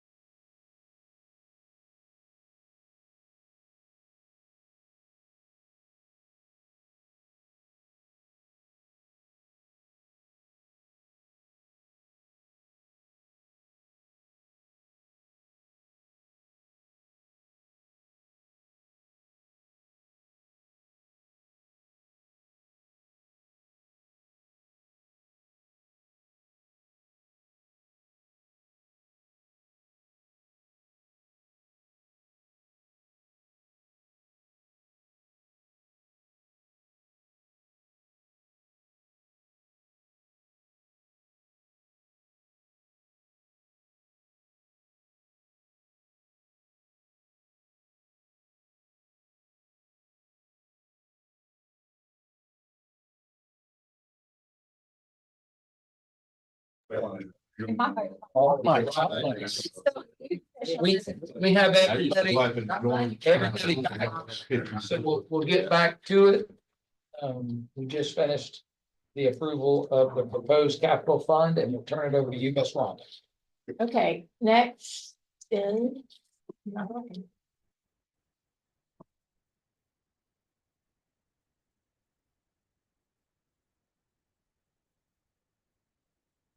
Very good. Okay. Next, we have a few of our other funds. These are special revenue funds.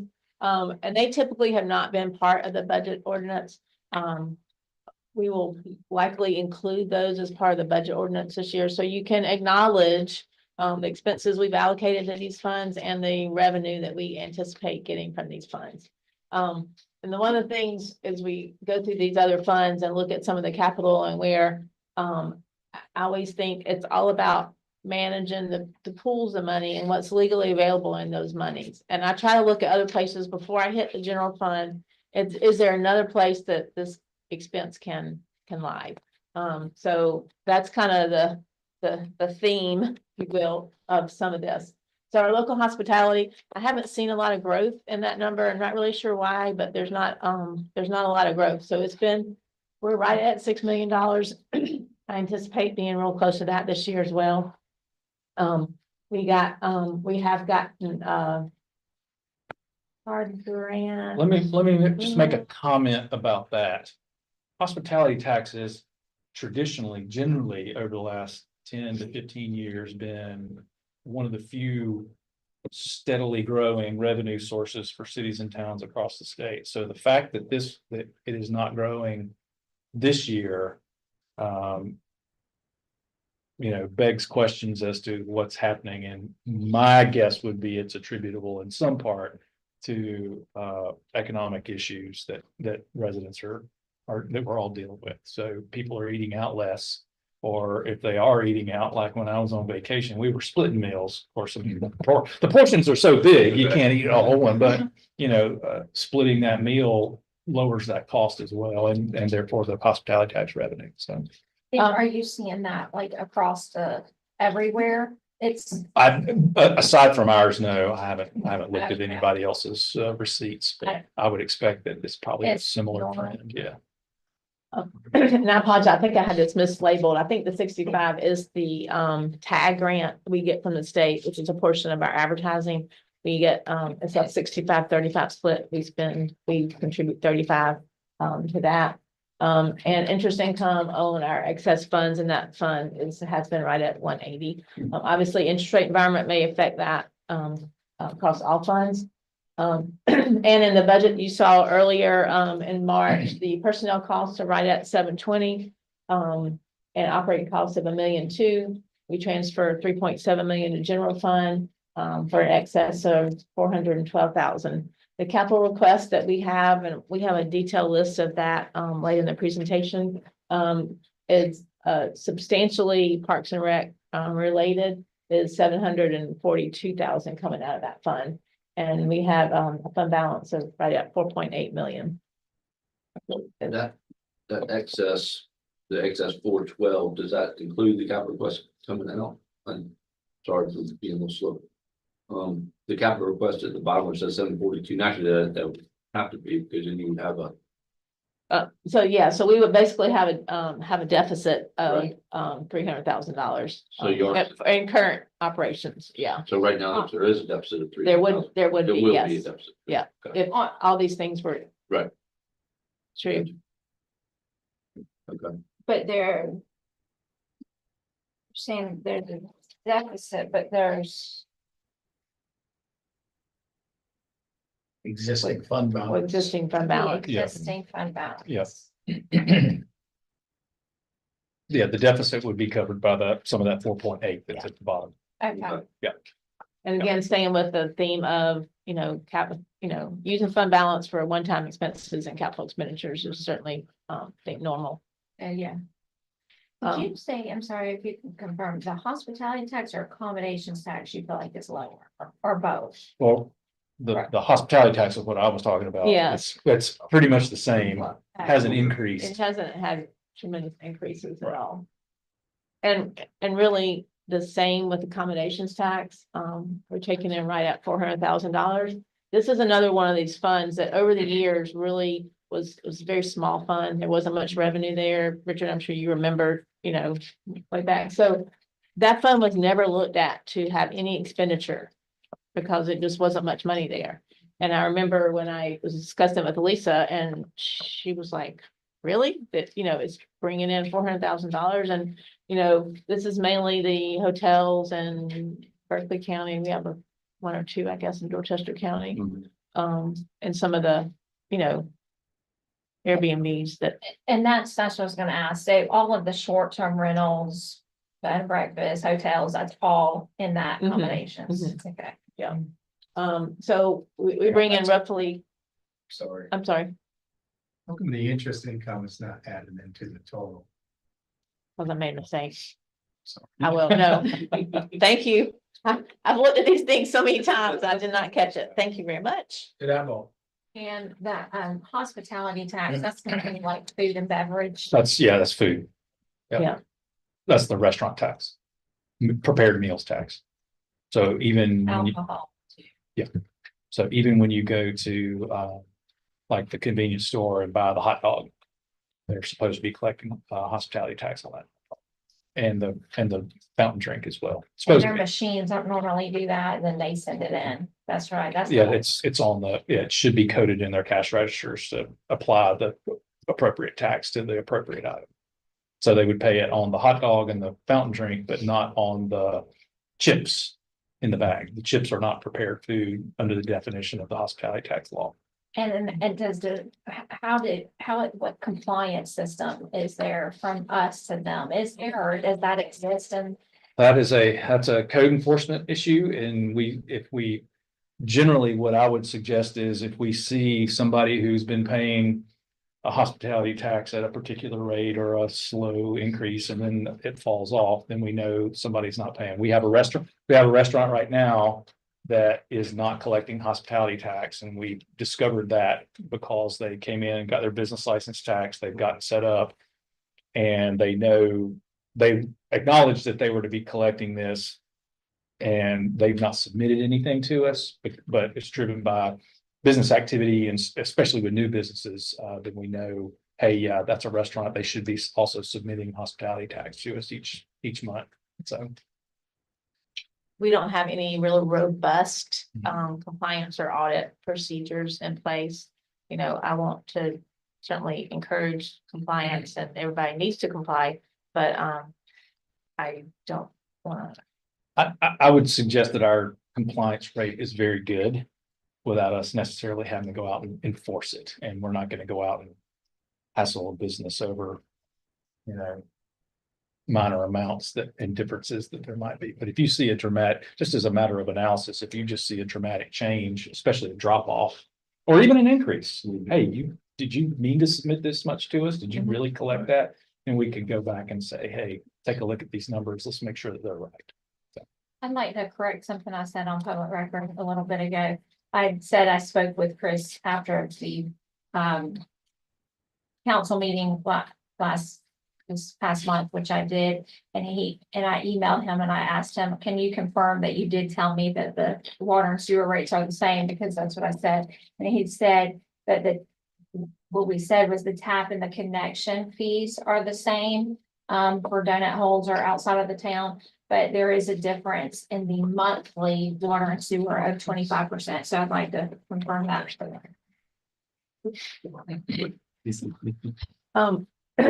The other item that, since we haven't really looked at local accommodations, I had the revenue, I had the interest income.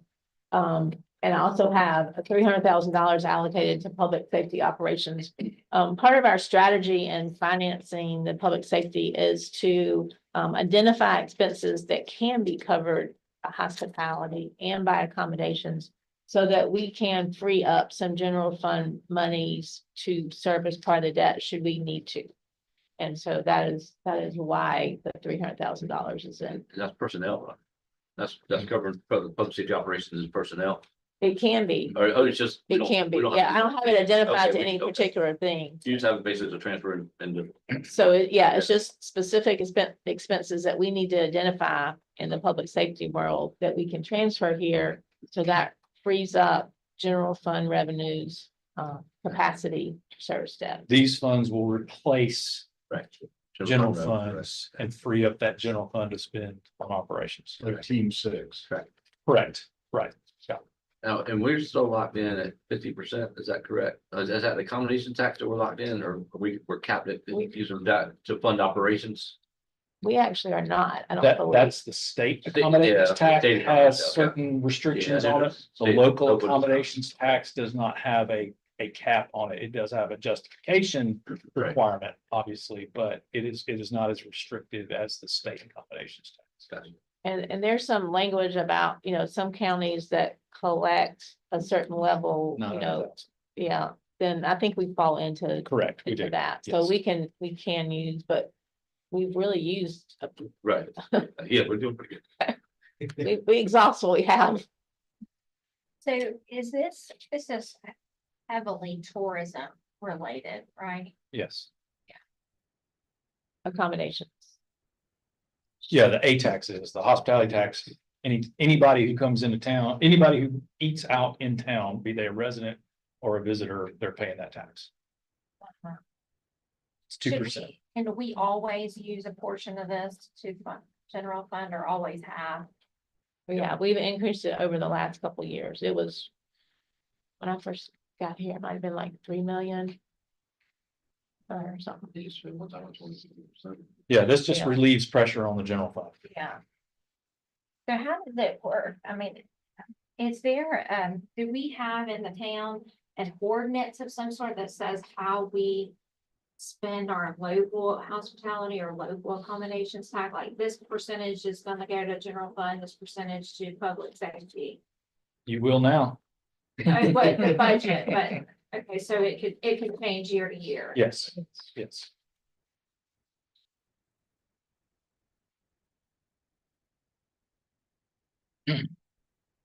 Anything else on these funds? Like it. Uh, the next two special revenue funds are stormwater and sanitation. These are fees that are on the county tax bill. So they used to be collected by CPW and remitted. I know you have remembered that.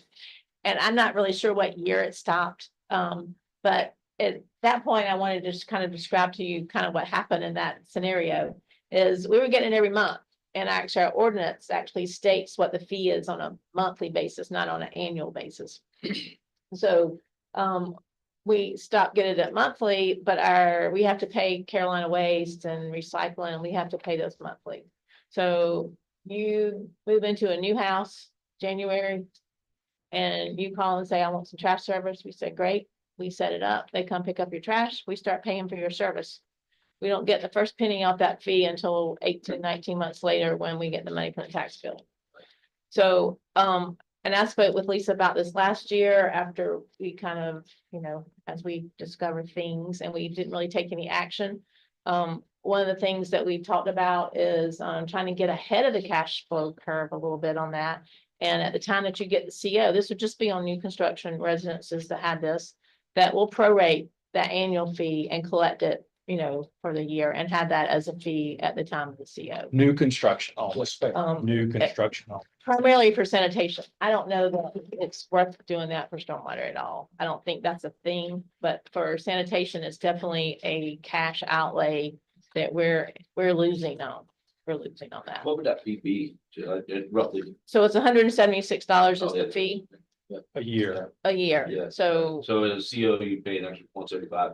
We'd prorate it with however many full months are left in the year. yeah, so- I wouldn't even do a partial. month. Yeah, This right. February, I would start March to December. Yeah, Just so So if something you got simple. CO in October, you pay. pay 2 months worth of, you Yeah. can take November and December worth of garbage collection. I'm definitely in favor of that. Yeah. I'm just curious about. So because, we battle with rising costs, we have increased, I meant to look to see when Carolina Waste contract is up. I forgot to look for that. But we had to increase their contract for fuel costs a couple years ago. Then we just redid another contract 2 years ago, a year and a half ago. It went up like 30%. So originally the fee of, and I'll just talk about sanitation first, of $176 was set so that we could have a little excess to help fund the equipment and things for streets and some of those kind of things. That margin has gotten smaller and smaller and smaller. Dorchester County charges us 5% of that fee to collect it and remit it to us. So out of the 176, we're getting 167 and we're paying pretty much 149 for the Carolina Waste contract. That doesn't include what I paid to Charleston Environmental for their recycling. Yeah, whatever that is. So the margins are small. It's small. So we're not breaking even, or we are breaking? We're breaking even, Okay. but just barely. Any increases are gonna put us into the red on the sanitation. Cause I know this is the second biggest complaint, I've talked about this, that I get from residents in the town is trash pickup. They call me to. I'm supposed to, anyhow, but, so when does that contract up with Carolina Waste again? Cause I do know we did sign when I came on, but we just signed to renew it, cause I had mentioned that people were having a lot of complaints about it. We might be, I know it's a 3-year contract, so we might be halfway in. Okay. And that's one of those contracts, we discussed that yesterday, is that we have to bid those out significantly in ahead time so that in case we do change. Change your role. Yeah. Yep. Yeah, it's a big thing. So Logistically, we need about a year's lead time. But either way, can't we ask for bids and then decide, I mean, we could stay if we want. oh, yeah. Yeah, we can do that. We would just want to know that as soon as possible as staff so that we can work out the logistics as we. Because again, you gotta get the old cans picked up, new cans distributed, that takes time and. Address verification, everything else that's involved. The logistics are the challenge there. Bidding it out is not a problem. It's just Right. the timing of getting the service swapped over if we change. You mentioned Charleston, environmental, is that where our recycling, where they're taking our recycling? I think that's what it is. And is there 2 recycling areas in the Tri-County or just one? I don't know. One piece was others closed up years ago. I don't know. Okay, I previously, I know it's been probably about a year, but I had requested a visit, and so I still would like to have that visit To, to Charleston Environment. Oh, and that might not be the exact name. I can't Yeah, remember, whatever it but is, yeah. the recycling plant, I would really like to request a visit.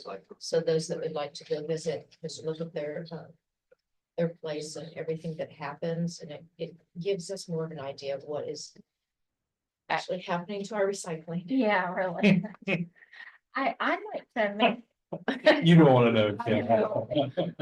I apologize. Yeah.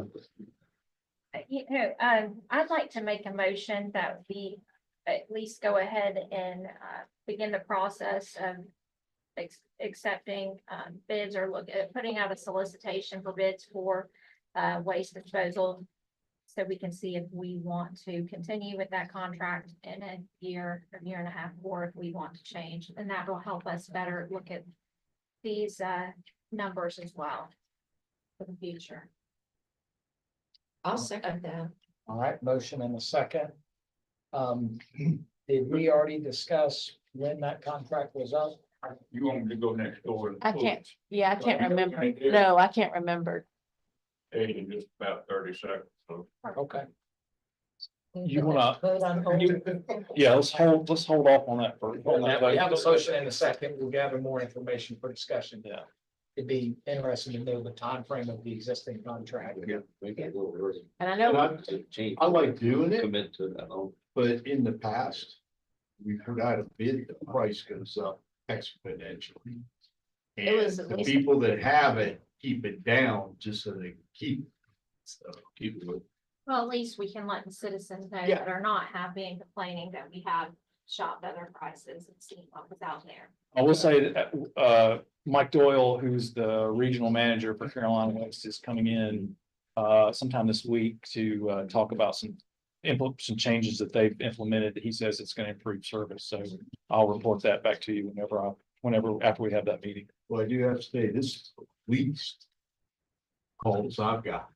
That's I good. mean, I've probably in the last 2 years got maybe 3 calls. Oh my Make sure you're gosh. getting complaints about the residential collection and not the commercial I mean, collection. Okay. Sure, trust me, Lisa and I talked a good bit about it. Okay, okay. What's the major complaints?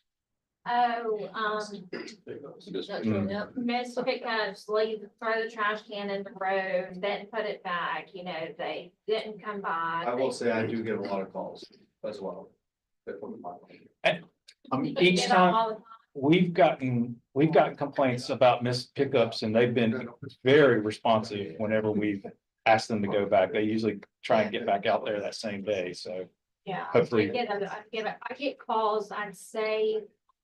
On average, 3 to Okay. calls or emails, 3 to Okay. 4, 3 to 6 times a month. Either missed pickups, or they're going so fast, they're picking up your can. And they're going a few feet, dumping it, and then it falls Yeah. over, and then not everything was put into, and then they're going on it. Yeah. They're very fast. I've And had a that. lot of I'll mine say are this, from the All historic of them are the district. same. yeah. Well, Yeah. as a part of the contract, there's a required self-reporting log for all the issues. That I know that I pulled at some point, and I'm guessing we could pull that at any point in time. Sure. I asked for that last year when I came on, and they weren't they didn't have anything to give Lisa, and then they started tracking it, and then they gave us one, but it was not nearly, it was not nearly as. But I do think, I think there were a lot of internal problems with that organization, and Mr. Doyle, I think, has certainly tried to address these. He's got a big job to try to fix all of that, but Yeah. he has been responsive. And I will say, right after we renewed the contract, he called me like within 6 months, for 6 months, and wanted to talk about an increase. I told him that wasn't really appropriate. I didn't think that would go very far. And I think that's the thing, once we. Even if we were to keep them on or go with another company, the amount is going to go up, and even if their service improves. The amount's gonna go up. And I think this fee was increased in 2021, I think it was. It's been a while. After I got here, shortly after I got here, and I think the stormwater fee as well, it went up from maybe 85 to 96, something like that. And I can't remember what And again, what we're charging the resident is so much less Okay. than Charleston County or Dorchester County, well, and the different people that contract. That sometimes almost double that is what the $14 citizen is paying. Yeah. but, if we increase, what would, is the quality gonna increase? When's that contract run out? GW period of 3 years, beginning August 1st, 2023 through July 31st, 2026. Okay. Seems like we're in that time. This window. would be the right window to start that. So that's All right, So, yeah, any other discussion with council on the motion and the second to move forward with bidding? Hearing none, all those in favor say aye. Any opposed? The ayes have it. any other comments or anything on these two funds? The next fund is the Victims Advocate budget. Obviously, we haven't really looked at this or had this part of the ordinance, and I'd like to do that as well. These are funds that come from court fees that are, by state statute, have to go in this fund. We have to supply the Victims Advocate. So very simple budget, minimal operating expenses. But, should we collect more than 45,000, we'll have less of a, transfer from general fund, because those monies have to be covered somewhere, and general funds have to pick it up. The 37,000, that was in the transfer out in the general fund budget, the bottom $37,000 deficit. And this position is in the police department, because I believe I've met them, right, chief? I think, She falls underneath, Mr. Parker there until the new building's done. And she'll be back in the police department. When she's in the annex right now. Any other comments on this? And so she, of course, handles anything. Rape and sexual, all those things are. Anything that is municipal. General Sessions has the circuit court, which is the solicitor's office, they have their own victims advocate that accompanies them through that process. We handle everything that's municipal. If it is something that happened within a town, like a rape or something serious like that, we will handle the initial, and then it's passed along to the circuit court for the solicitor's office, victims advocate. I'm gonna ask you something about that later. Anything else here? All right, back to the capital fund. Just wanted you all to see, these were the requests that came in. These were kind of the funds that we've allocated to. Again, looking at where we can fund capital items from before we hit the general fund. So Parks and Rec, had roughly $1.3 million in request. And they are spread out between H-tax, A-tax, and impact fees. The Doty Playground, we're gonna get a little bit of that from CDBG, Park Grant, and the Parks Foundation. The Streets Department, this is an example, the cab, truck, and trailer. We're taking some of that out of stormwater and some of that out of sanitation, to try to fund that particular item. His crew truck, we have in the general fund. The Tahoes, originally, this was the request to purchase, which the police cars would have to fall under the general fund, and then the radio refresh. We have since replaced with the proposed capital fund, replaced that 2.6 million with the lease purchase. And it's for 20, and this request was for 28, And the lease purchase still gonna cover 28, 20. 20. Yeah. This year. And then next year we'll have 30 next year. well, next year we'll come back with a similar number or maybe more. That's right. So this is kind of an overview of the capital requests that were made by all the departments. And is this through the original piece people we looked at? We'll bid that out. Yeah. No, it would not be through enterprise. Their rate's way too high. There's a traditional municipal lease programs through various financial institutions, and the rate will be much less. We're talking about purchasing these police vehicles, correct? Not Leasing them? The lease to purchase in 4 years will own them. Yeah, Okay, but this is not through the, enterprise. No, this is much lower. This this will be through a bank placement. bank qualified, tax exempt. And we Finance. did look at like what this won't end up costing us more in the long run. I'm sorry, because I missed the last one, I think. It will cost a little bit more because there'll be interest on there. But I might add to help with Rhonda's doing here, if I could. If we were to do enterprise, it'd have been a higher interest rate. And then we would not have owned the vehicles after it was a longer rate. It was a 5-year lease. And then we would only own what the MSRP in that car is at that time. Whereas in 4 years, we will completely own these vehicles and we can keep them for another 2 to 3 years put a mortgage on with a lower interest rate. And as we ease into this, if it turns out that we have, some funds that we can use to do purchases, we don't have to do lease purchases forever. I've just felt like that was maybe a good start this year, to try to ease us into a traditional capital plan. What were we spending in the past? Like if this is gonna be 2 million, 600, what were we spending like in the past? Not enough. 2.3. Yeah. Sometimes nothing. And we hadn't No, I done, mean, what- for it. Usually it's about 2.3 a Okay. year, and that's without the lease purchase. Obviously, you're spending 550 right here. But that'll increase as years go into the 4 years. see, what's the most we were replacing 1 year? We were replacing 20 a year for years. Where we making 20? We stopped, we were down to 0 after COVID, Yeah. and then we're back up to about, I think we did 20, but we split the year this past year. Okay. So we did 6 in the beginning, or 10 in the beginning, 10 in the other half, but we were able to accomplish that thanks to Rhonda. And what happens with all the, will we surplus all the other ones that we have now? Or We've been surplus, yes, ma'am. So we surplus, y'all voted to surplus, I think 8 or 10 in the last meeting. So that money will go back into the general fund, as Ms. Ronda's pointed out, for the capital, not the general fund, the capital. Capital fund.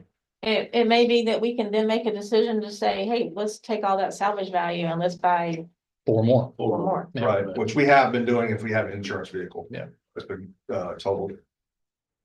Which we're gonna cut down on. We're not gonna. We already cut down I on. know, I know, I know. But thank you. Yeah, sorry. Does this leave us like extra sitting, like not? When we surplus it, everything will be used. What we have right now, you see cars over there, they're broke down or they're waiting to be surplus. It takes time to gut them, and then we sell them on gov deals or one of those types of, But surely we have like 1 or 2 or some. yes, extra ma'am, there's income spares. to We have about 8 spares that, because at any given time, you could have an officer with an air conditioning out of their car and that car's farmed out to Hoover if it's under warranty or, so yes, ma'am. If all cars are back, it looks like there's a bunch of cars over there, but that's just because nobody's car's broken right now.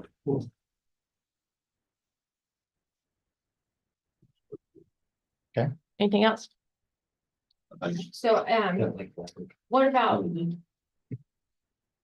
Fire truck, where, They didn't, we just We didn't bought request one. one this year. We were gonna request a reserve lag truck purchase. But since we had our little situation, we were able to, you guys were able to fund it early. Yeah, we funded the reserve out of this current budget that we're in right now, so. But. Trucks are coming. Trucks We will be requesting more. Trucks are coming. It's inevitable. Trucks are coming and trucks are coming and Station 7's coming, so. and what, the radio refresh, does that happen annually? Cause I feel like we just did that too. Yes, ma'am. So they do it in stages. So basically, we are at a new radio refresh right now. The first stage was last year. This is the second stage, and this will go for police and fire. We're doing 30 police radios this year, 20 fire radios, and we'll do that till they're fully refreshed. And then it starts all over again. And are we able to surplus those or? Yes, ma'am. That is all surplus back to Motorola with the credit back to us. Once they become obsolete. By the time refresh is done, technology's advanced so far that we're on to the next refresh. Do we have a policy, Rhonda, of, say, for example, fire has 1 extra ladder truck, please have 8 extra reserve cars. This department has this many extra reserves, tractors or this many extra, is there that policy? So if like tractor breaks down or parks and rec vehicle breaks down or streets department breaks down, each department has so much of an extra amount that we determine instead of it like being kind of or is it arbitrary? It's arbitrary and up to the department heads, I think, to know what they need and to manage that. Yeah. So yeah, so we don't have a policy on that. We need expect Station 7 to come on. Have you started the process? Or we will need it. It's we sooner than later. I don't have it. I don't have a date, honestly. Are you anywhere in the process now?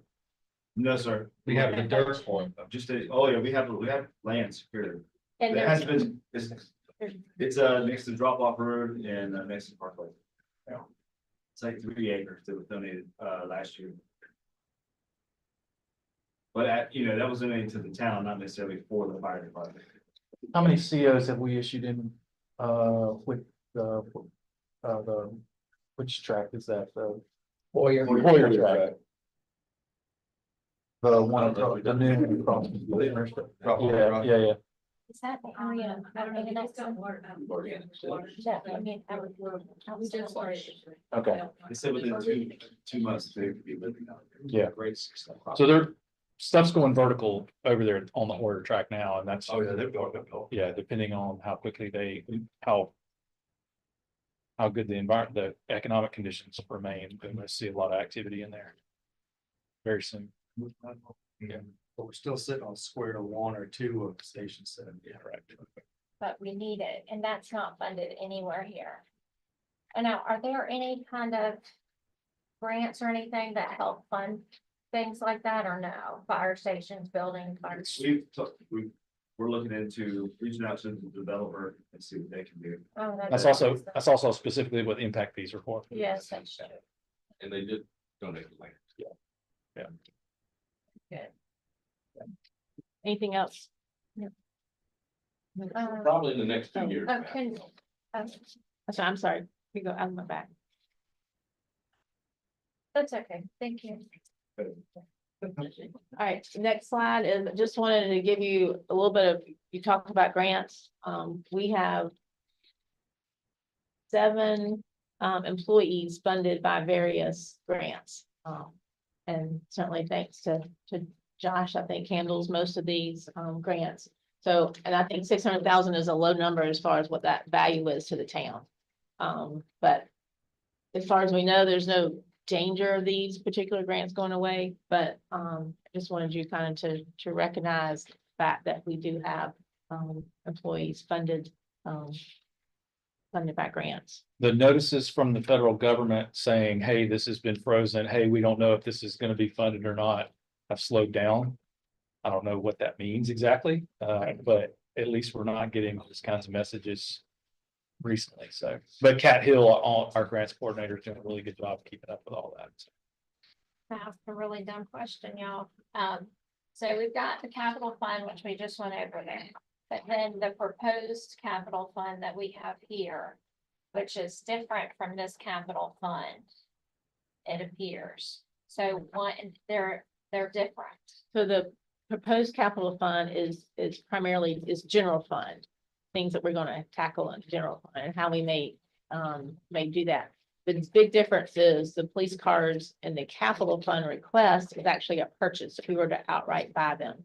My proposed capital fund is basically it's leasing 20 vehicles instead of purchasing the 28, which is on the list we just looked at. So these are true like capital fund expenses for each department versus this is like What we're actually going to new items. No, it's the same thing. It's a way to accomplish the request. It's basically a plan. How we plan to accomplish the request. Instead of buying 28 police cars, we're gonna lease 20. The difference being, But the numbers are different. right, so on the first sheet that you have there, you've got 526 Yeah, for police, or the 525 proposed. Yeah. That's the lease amount in year one. okay. Okay, and then, but on the capital plan, the 2.6 is for 28. It's gonna be a little bit less for just 20, but that's the total all in 4 years Okay. that we'll be funding. And I wouldn't really talk about that. I was talking about like Parks and Rec has 0 money here, but then on this page it has 1,342,000. So on the This is money, hospitality, this is being funded by general fund general fund dollars. The bigger sheet, the detail sheet shows all of our capital expenditures funded by the various funds that we have, all the different places where that's being paid for. Yeah, That's what I yeah. was wondering. Yeah. Good question. okay, just a little, I say overview of the people in different grants. Also just wanted to take just a little bit of time if somebody wants to talk about the project update. I'll say real quickly, the first two being paid for with earmarks, not this year. The General Assembly has made it very clear that they do not intend to fund any earmarks out of the state budget. They're doing this in an effort to lower the income tax rate to whatever target it is they have. So Harvey Peeler likes to say, who's the chairman of Senate Finance, likes to say, you're not going to out tax cut Harvey Peeler. And so they needed a way to pay for it, and earmarks was an easy target for them. So the House decided to go along with that. So we continue to hear and get confirmation that there will be no earmarks. So we are going to have to back up and figure out how to, the Central Avenue sidewalk, I'm sorry, we have that money in hand, so that one's okay. But the Main Street resilience is what I'm talking about specifically. We have $5.5 million in hand for the Main Street resiliency. We're doing the surveying work, site work, design, that kind of thing. That'll be ready to go when and if we get the funding to actually start turning dirt and moving utility lines. When can we expect to see a concept plan for that project? So they're still doing survey and geotech and all that other good stuff and utility location, probably in the next 2-3 months. Have we even decided what that cross section is gonna look like? We're still waiting to hear from DOT if they're gonna allow a diet, for example. And so we'll present a number of concepts to DOTs. It'll also require a public involvement Oh, process. Yeah, we'll have three multiple public involvement. We'll have three public meetings. But, I'm sorry, did I understand you correctly that the earmarks are not gonna be funded? Not for the upcoming fiscal year, the state's fiscal year. The Central Avenue sidewalk, we've already got that money. That was funded in the current budget, state budget. The Main Street resiliency earmark is not coming. And so we should have enough. for We know that. Their design and What planning, they say. planning and design of that Is process. there a chance that DOT saying you can do it, but now this road is yours? At least this portion of this road is yours. As the state was I just put you saying- against I doubt it, because that's, We better push against that. Yeah. That seems to be their trend. I would doubt it because that's a US highway. Yeah, they're not gonna do it. Feds wouldn't let them give us a US highway for our They don't like doing it. our ownership, yeah. They finalized their budget. State? Yeah. No, Senate's got it on the floor starting today. And because they're gonna have to. Okay, So anything on safe streets, I know we're, I can't remember where we are on, we've got a, I think we bid out somebody to do planning on that. Because we have a grant for 240,000. Yeah, What projects have been covered under safe streets? well, right now, it's just a study. Yeah. Right. Yeah, it's just a plan. Planning. It gives Study. us access to those dollars. Yeah, there's another grant after that. Basically create the plan to implement. And then once you have the plan in hand, then you go and apply for the actual money to do the construction. And have we began that process? Sure. Yeah. That we've got the money, Because we got the For the planning grant, plan. not not construction. and that's not a matching grant, right? It's Safe a, Streets. it's 60,000 matching, but we can use, allocate staff time. It's not that. Oh, great. And kind of stuff. That's awesome. Okay. The public safety complex, I don't know if anybody wants to, So we're in the final stages of picking the CMAR, the contractor that will be working with at Creech and the town will be working with. Got the, had great interviews the last week or the week before. 2 weeks ago. 2 weeks ago. Great firm, so really excited moving that forward. And we're on schedule.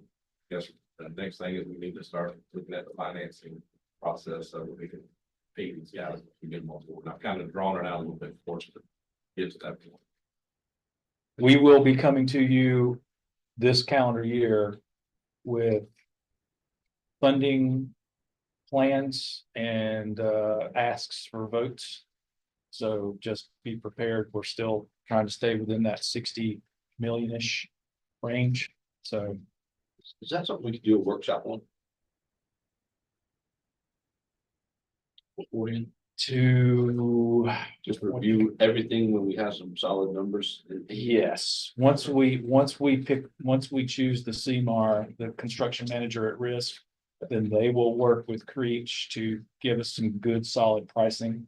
Right. And it's at that point that we would be able to present something to you for a number Right. that we can then start working around. I think that's a pretty deep process. So Yeah. just trying to mix it in with the council meeting or finance. I agree. Vote on it. No, I agree. But No. it's gonna be a lot of information. Yeah, no, I agree 100%. No, you're right. Yeah. Well, when we get to that point, we will definitely want to do that with you for sure. I know Frank is their point of contact, which is great, but I would just really like to see Creech and Associates or whoever who choose, to really have a meeting with Frank and our chief of police and our fire chief, because they are gonna be working in these spaces and they know more than any of us. Oh, my gosh. They have spent more time with these guys than you can ever imagine. Okay, Yeah, We designed it. yeah. Yeah, okay. yeah. Oh, yes. Yeah. Yeah, it's been a team project for sure, including courts. Yeah, yeah. Fire and police, but courts will involve heavily. Absolutely. It's a product So of they everyone. have got, Oh, Yeah, yes. you're gonna be proud. It's their building. Yes, it's their, It's their building. they have been very involved. The Maple Street extension, we are chugging along, plugging along, hopeful that we are going to have Dominion out of the way next month.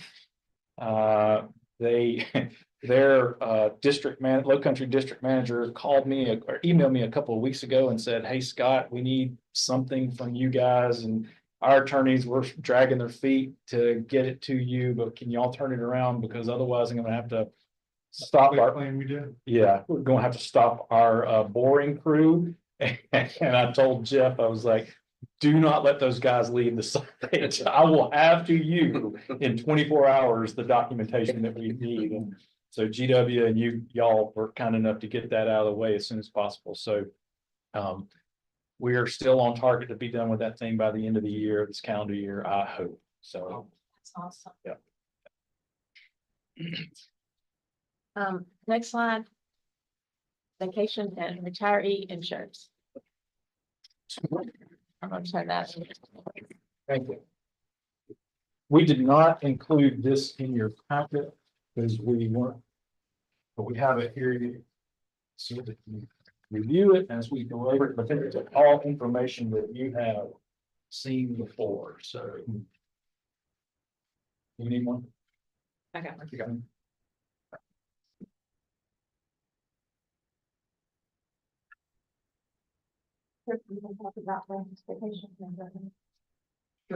Whichever, or both, or whatever. You want me?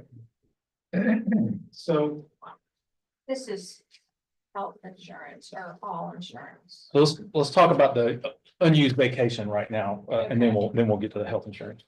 So if you all will recall, a year ago or so, in the spring, at the budget retreat, you approved, it was proposed and you approved to pay out an overage vacation leave, whereas and for many, many years previous to that, if someone was at their max at year end each year, as of 12/31, they would lose that over the max. And to give you a frame of reference for that, for 80-hour employees, that max carryover was 240 hours.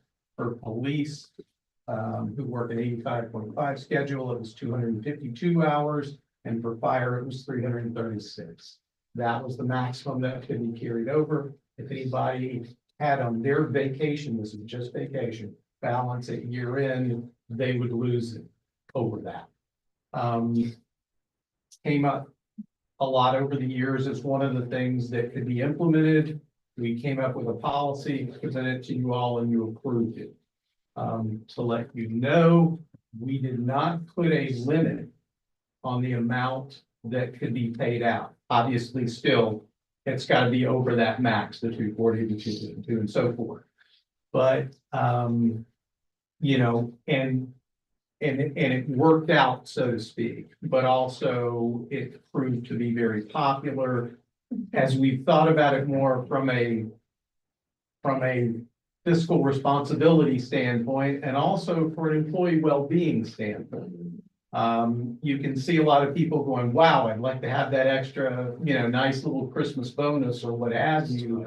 But at the same time, that might not be the best for everyone to a point. And we want them to take their vacation time and we want them to be healthy and have some of that balance there. So our feeling was we want to continue with the program, absolutely. But we feel that we should probably put a cap on the amount that can be paid out over. Makes sense. There's a question on that. About how many employees did that really impact? Do you have a idea? We do. We had a total of 46 46, employees that were paid out an amount. so about 10% of our employees. So, yeah, and to give you a frame of reference, I won't go into a lot of detail, but we had, yeah. I'm sure there's overtime. We had nine employees who had more than 80 hours paid out. Another 2 employees that had between 70 and 80 paid out, and another 11 that had between 50 and 69 hours paid out. And I assume those were long employees, too, longer serving employees. Typically, because in order to build up that carryover max and get beyond that, typically it's gonna take you a few years just at our accrual rates. And those are hours, right? Those are hours. So like this would be, 2 weeks would be 80 hours. Yes. For standard Well, employee. or for it. Right, for a regular employee, yeah, we would have to, we would have to scale it to the different schedules like the police and the fire. Yeah, so only 9 people exceeded 2 weeks essentially. Right. So what happens basically now, Chris, is they'll start all over January 1 at the minimum, right? But they accrue another 3 weeks of annual leave throughout the year. So if they take 2 weeks, they get paid again for 1 week essentially. Am I right on that? They get paid for the 2 weeks, plus they could take a week of vacation, which we want them to take. Right, yeah, of course, we want them to take. I would prefer that they take the 3 weeks of vacation that they're due, Right. that they've earned. Yeah. And that's something that I'll talk to the department heads at our next department head meeting and encourage them to make sure to, hey, encourage your folks to take their time and, try and work on the scheduling challenges to get, because that's part of the problem. Right, right. As we've talked about already, when you ain't got enough people to cover what you got to do, then it makes it hard to schedule people off. But to the extent that department heads can manipulate their schedules to allow people to take that time, I want them to do that. What I don't want to happen is employees abuse their sick leave time so that they can bank vacation time. Well, that's some of the pitfall here, either not taking time so that they can bank it, or, manipulating the system. Have we looked into like a general leave policy? There's no vacation or sick, it's just leave. That's what I have for myself. We have considered and talked about PTO, going to a PTO model before. There are certain challenges with that. A couple of them being, what kind of conversion rate do you do between the sick and the vacation that's equitable? You've also got situations by any employee population that I've ever seen. You've got some who tend to abuse one versus the other. And again, you get into that conversion rate and it can feed into causing you issues or making it harder to manage that. So it's not that it can't be done. There are just some challenges to it. We give 3 weeks vacation and how much in sick time? Depends on how long you worked here. Yeah, so the first 5 years you get 2 weeks. And then the next 5, you get 2.5, and then finally you max out. So it's 2 and 2. No, well, it sounds like. Yes, 5 days. for each, I'm sorry, yeah, vacation and sick. Oh, it's They 2. both, yeah, each one of those. accrues. For anyone less than 5 years, 2 weeks vacation, 2 weeks sick. And, this 2 That's- weeks, maybe it's something different, maybe it's a max number of hours per person, regardless of what kind of schedule they work. That's what the thing, 40 hours, I don't know. And those Some kind of things, cap. maybe it should be looked at or a survey sent out to like every town employee or something, because maybe if they were asked, would you rather, have, just for an example, for people under 5 years, you'd send a survey, would you rather have, 4 or 5 weeks vacation and sick time, or $5 more per hour and 2 weeks vacation and sick time, to see the balance of what people would prefer, because I don't know how much people are looking at that, like when they see how much the town of Somerville pays and they're like, oh, they're so far behind. But I know that much in vacation and sick time is really pretty good. And it's like, how much are people really paying attention to that as going to how much money they make, right? They're seeing might be $18 an hour, but they're also getting, 5 weeks or something like that. I don't know. That might be something that we look into to see what the people want. What would make them happy? Is more money or that matters. Typically, the younger is money, the older is benefits, Yeah. traditionally. Chris, you said that the response that we got from employees about the paying the time out was very positive. Department heads all felt very good about it and thought that it was well received by their staff. As you've said, though, our concern is getting a group that gets beyond that, fiscally, it becomes a challenge to pay more than without a cap.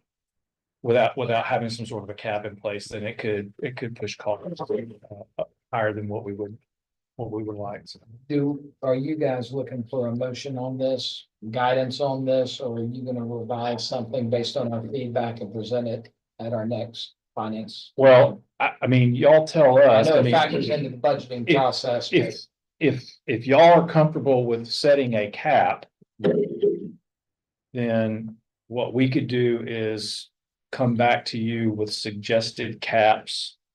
80 hours for regular employees and then figure out what that cap would be for public safety, because those would be different. Personally, I'd like to see a policy. If you are interested in a cap, then tell us that now and we'll bring I that think it back makes to you. logical sense personally from an employee health standpoint, but also maintain the benefit and limit our liability. But I'd also like maybe look at Tiffany's idea.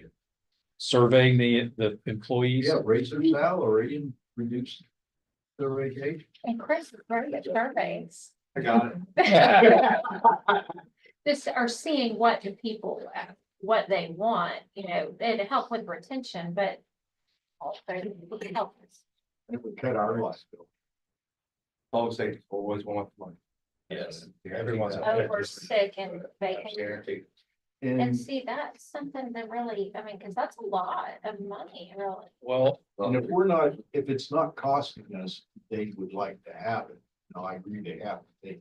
And maybe we do away with the sell back altogether. You get 2 weeks, use it or whatever. You get 2 weeks and you get $5 more an hour, whatever it might be, but 2 weeks is what. well, I will say that many jurisdictions have a use it or lose it policy. Once you hit the max, the 240 in the general employees case, they don't buy it back. Yeah. You use it or lose. it. And That's where that's the I believe that motivation. That's how it Or was last year. see that as it's a real money benefit, so it looks like we're so far behind in pay, which we are. But then we don't have a use it or lose it, but nobody's really looking at those things. Well, the payout, correct me if I'm wrong, the payout is on top of their salary. Okay, Right, so that's an additional expense. And I don't know if we've accounted for that in here. We have not accounted for that here in the budget because the numbers aren't that, what'd you say? It was like $77,000? It was 72 for last year. Seven- But then you've got fringe as well. Right, 72,000 was the base cost last year, but then you got to factor in the 35% of fringe that you have to pay with that. So let's say, call it 100,000. That's not accounted for in here. $100,000 in a $52 million budget, you know, we can absorb that. But that's a nice benefit. And to convert that over to a salary increase, now you're talking about a recurring thing rather than, because this is basically a bonus, right? So but it's a of their one-time, pay- of their pay. a one-time bonus for them, yes, but if you convert that to a dollar wage instead of the bonus, now that's a recurring expense that accrues and continues to rise year after year. But the vacation and sick doesn't, but because we're paying out the vacation sick time, even if they don't use it, right? Are you saying that? Because, or we don't have a use it or lose it, We do not. Well, as of this current fiscal year, when you agreed to, so if the max is 240 hours and I had 260 hours. Normally, at the end of the calendar year, or however we count it, I'll lose that 20 hours if I didn't use it. But what y'all decided to do was say, no, you don't lose it. You essentially lose it, but we're gonna give you cash in exchange for that 20 hours. So the worst thing for us is that you got 50% of people taking leave in December. And now we're short staffed. Right. Yeah, which we don't want that to happen. Right. And that's a culture thing. Yeah, I say we pass this now and That's a then culture. continue to monitor the situation. A cap. Absolutely. Yeah. Okay. I think you'll bring us back some numbers for that as far as what the cap is. But I agree with that, there may Language. be a policy or something to look at more. Well, I mentioned it last year, the last two organizations I worked with had this, but it came back to council every year. Okay. If we had it financially could sustain it, it was approved or not. And that's in your current policy as well, right? Okay. You can, you don't have to fund this if you don't want to. Is the sick pay for like police and fire the same for like take this building? Sick pay policy, do you know, beyond that, Oh, it's the same for town. it's that everyone's the same. And with the sick pay, did you say that we paid out, some of that was paid out for sick pay? We don't pay out any. Okay, that's what I want. But sometimes people will use sick pay for vacation and then get paid out the vacation, is that what Well, you're saying? if you're out They for, don't want to get fired. if you're out for more than, if you're gonna be out for more than three, if you're gonna be out for more than 3 consecutive days, you gotta have you gotta have a doctor. Yeah. Facebook is great for that. We're going out sick and get on Facebook and So what we'll do then is at first reading, we will bring to you a payout with a maximum of 2 weeks based on each employee's status, regular, public safety, whatever those numbers equal to, that's what we'll bring to you. Perfect. Okay. Thank you. Okay. And can we look at the other, even? We'll send a survey out. Yeah, that's happy. Yeah, we're happy to do that. See what the people But want. for the purposes of the budget for this Yeah. current fiscal year, let's Yeah. let's start this way. Yeah, okay. You know, we can't necessarily pay more because we give them less vacation, right? It's right. the vacation that doesn't count for dollars, you know, in. Yeah. Exorbitant, all this. But now remember what Rhonda talked about toward the end of the calendar year, we'll have a good sense of where we are. And if you want to provide some sort of an additional bonus to the two employees, then we can do that if it makes fiscal sense. And, yeah, All right. And this payout, I'm sorry, one last this payout is calendar year, not fiscal year. That's Correct.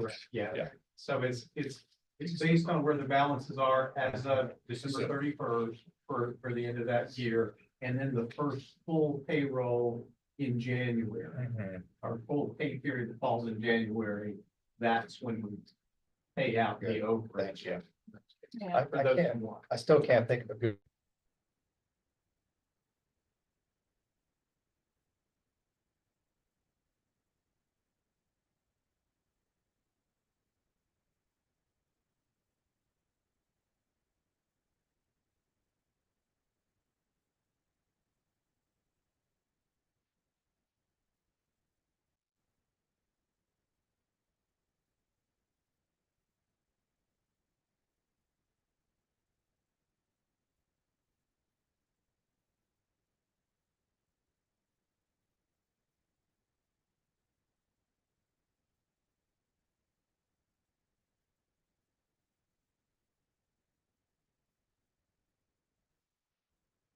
Talk, or you want to talk, or you want to talk? Well, why don't you talk?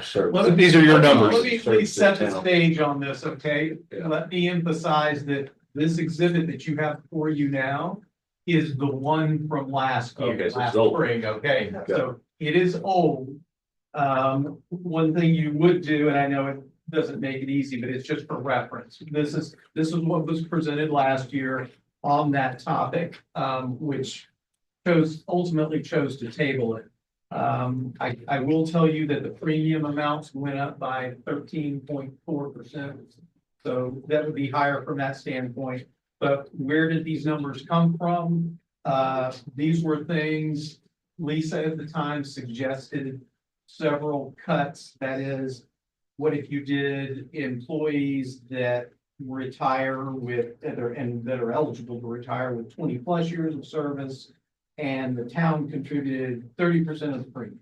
And then there was another cut, 15 years, and there were a couple of others smaller, but this is what was condensed down just to give a frame of reference. And keep in mind that every one of these is just a line drawn in the sand, so to speak. Right. So as you can tell from the yellow employees that retired with 20+ years, at the time, based on what was on our books as far as our existing employees, full-time employees, we had 20 that fit that criteria. Okay, and then the orange section, the 15 years, that was another 14 On employees top of that. on top of it. So it's Exactly. 24, that's. So the two would be, yes, so what you see here in this exhibit, if you did vote, it was additive to the 77 plus the 35, 9. You know, totaling to the one, and that, those figures were just estimating the town's portion. And as you can see, also another decision in coming up with some data was for the lower tenured people, the 15-year, it was the town kicking in just 20% of the premium as opposed to 30 for the 20-year folks. And all this would end when they turn 62. Well, that's another issue. I mean, typically people are eligible for Medicare at 65. Or 60. Okay. So you've got there, and I think for safety's sake, you know, if something was done, that should be a hard edit in there that it is the case.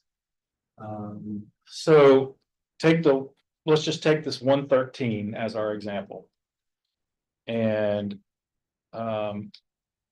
somebody retires, especially in public safety, they came on board when they were 18 or 20, they can retire in their 40s. They're on our books for 20 some odd years. So that's that cost you need to multiply. The bigger concern that I have is that currently the way our insurance is set up, and this is something that Rick Woodard, our new broker, is going to explore for us. But currently, these retirees' health outcomes would factor into our experience modifier for all of our employees.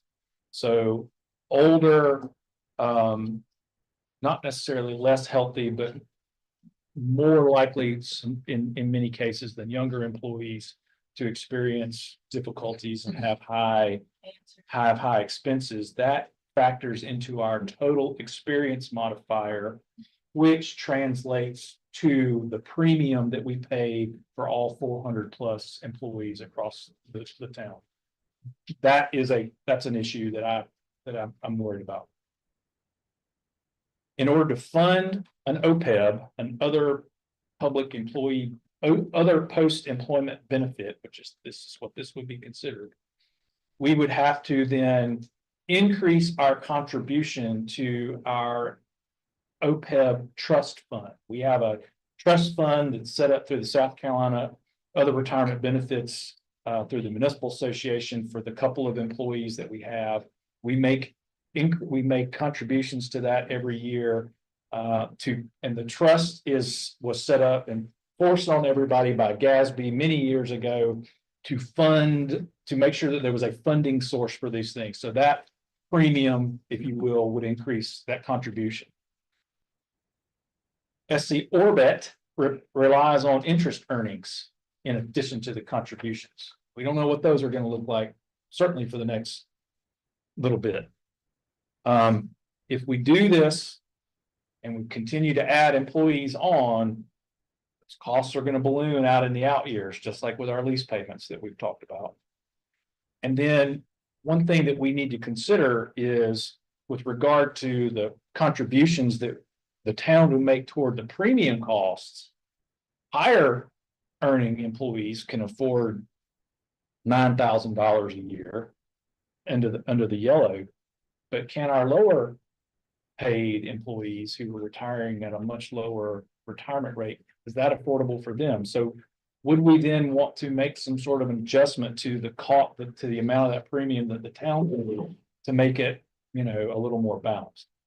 Those are thoughts about it.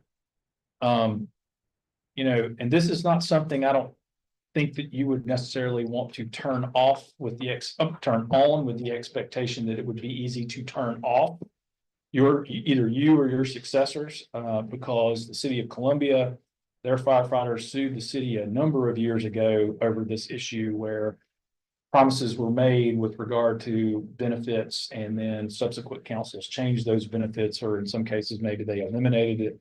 And I believe that the city lost, or they came to a settlement of some kind. I need to go back and do that research. I haven't had a chance to do that. So those are my thoughts about retiree insurance. Certainly it is meritorious and admirable that this is something that we want to provide, and we hear it. Y'all hear it. I've heard it. Department heads have heard it.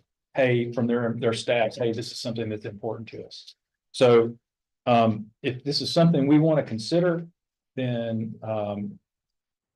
I would not necessarily want to try and bite this off now, Why? but well, there's a lot of research that we need to do and consultation that we need to have with people who know a lot more about this than we do to get a good grasp on numbers to give to you. And we just hired the new broker. And we just hired Rick. Heavily involved in the Now, process. Let me say this, this is aspirational. It's not something that is going to happen anytime soon. But he has discussed with us the possibility of segregating retirees away from the rest of the population, the rest of the town's population that's covered, so that their experience would not affect our experience modifier. He's talked about that in concept, but that is something that we have not gotten to the point of being able to explore in detail. And that's something that we would want to have conversations with him about if y'all wanted us to move forward and do this research. Would you have a big enough pool that you segregated them out? That would have to be a question, Matt, that we'd have to ask. And he'd have to give us some satisfactory answers. I think part of the plan would be like, for me, next year, I'll be 65. So although my benefits need to look just like everybody else's, it might be that I can go in this other pool. Right. That acts and behaves differently and may be beneficial to the town. Yeah, and he's talked a little bit about minimums, but. You know, he's thrown out like 20 people, that sort of thing, but as Ron just said, if you can have active employees participating in it, that if it's 65 that are still working.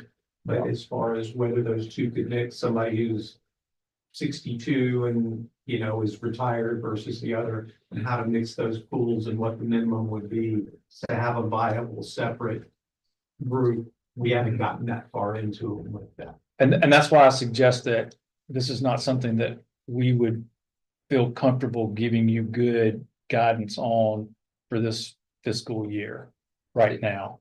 I don't think we need to vote on this today, but I do think we have an obligation to take care of our people who have been here for a number of years. Now, I have some thoughts on this if I would propose, and obviously this discussion is going to happen, not today, but yeah, I would propose that we make it 25 years of service and that we increase it to 50% for the premium. And that number almost balances out if you cut out the 15 years of service. That's actually what I was gonna say, but raising my Yeah, hand. go ahead. It's last year, just to refresh the memories. I know Scott's coming in, but I know he's watched minutes and everything else like that. But y'all had agreed that 15 years, that was gonna be thrown out. Yeah. There's too many people that spend 15 years. If you spend 20, 25 years here, the outlier is, you're not gonna be 62. You hit it right on the head. Most of your employees are public safety. They started in their 18 to 21 years. They're gonna get out of this profession and they're gonna start another profession and have insurance. They're not gonna take us up on this.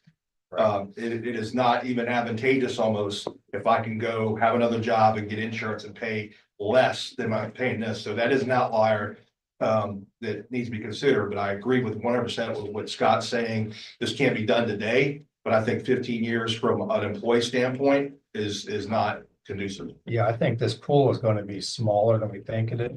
Even if, listen, at the most basic, even if we just let them stay on and they pay 100% of it, they're still having an advantage over having to go get private insurance.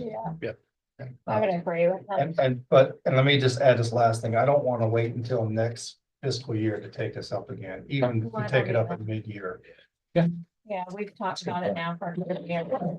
One thing, since we're talking about employee benefits, and this, I want to bring up something that I feel like is really important.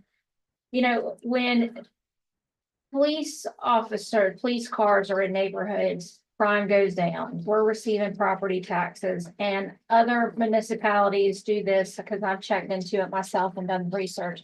I really would like to propose that if a police officer resides in the town limits of Somerville, that they would, if they're a resident of the town of Somerville, that they would get a 5% increase in their salary. We're gonna get the property tax revenue. They're gonna be shopping here and dining here, and it's gonna cut down on crime in that community. And so if I can please make that motion, for 5% property tax increase for public state, police officers that reside in the town of Somerville. Not property. I'm sorry. Salary increase for police officers that reside in the town of Somerville. 5% increase. Salary increase. Do they drive their vehicles home now if they live in town and 4 out of town? Okay, And they drive there's their vehicles not- home, period. A lot of officers that live in the town, this wouldn't affect a lot of them, but it would maybe incentivize more to move into the town. And I think it could be wash out with the benefits that it would offer. Just for police? Well, because they're the only ones that drive a vehicle home.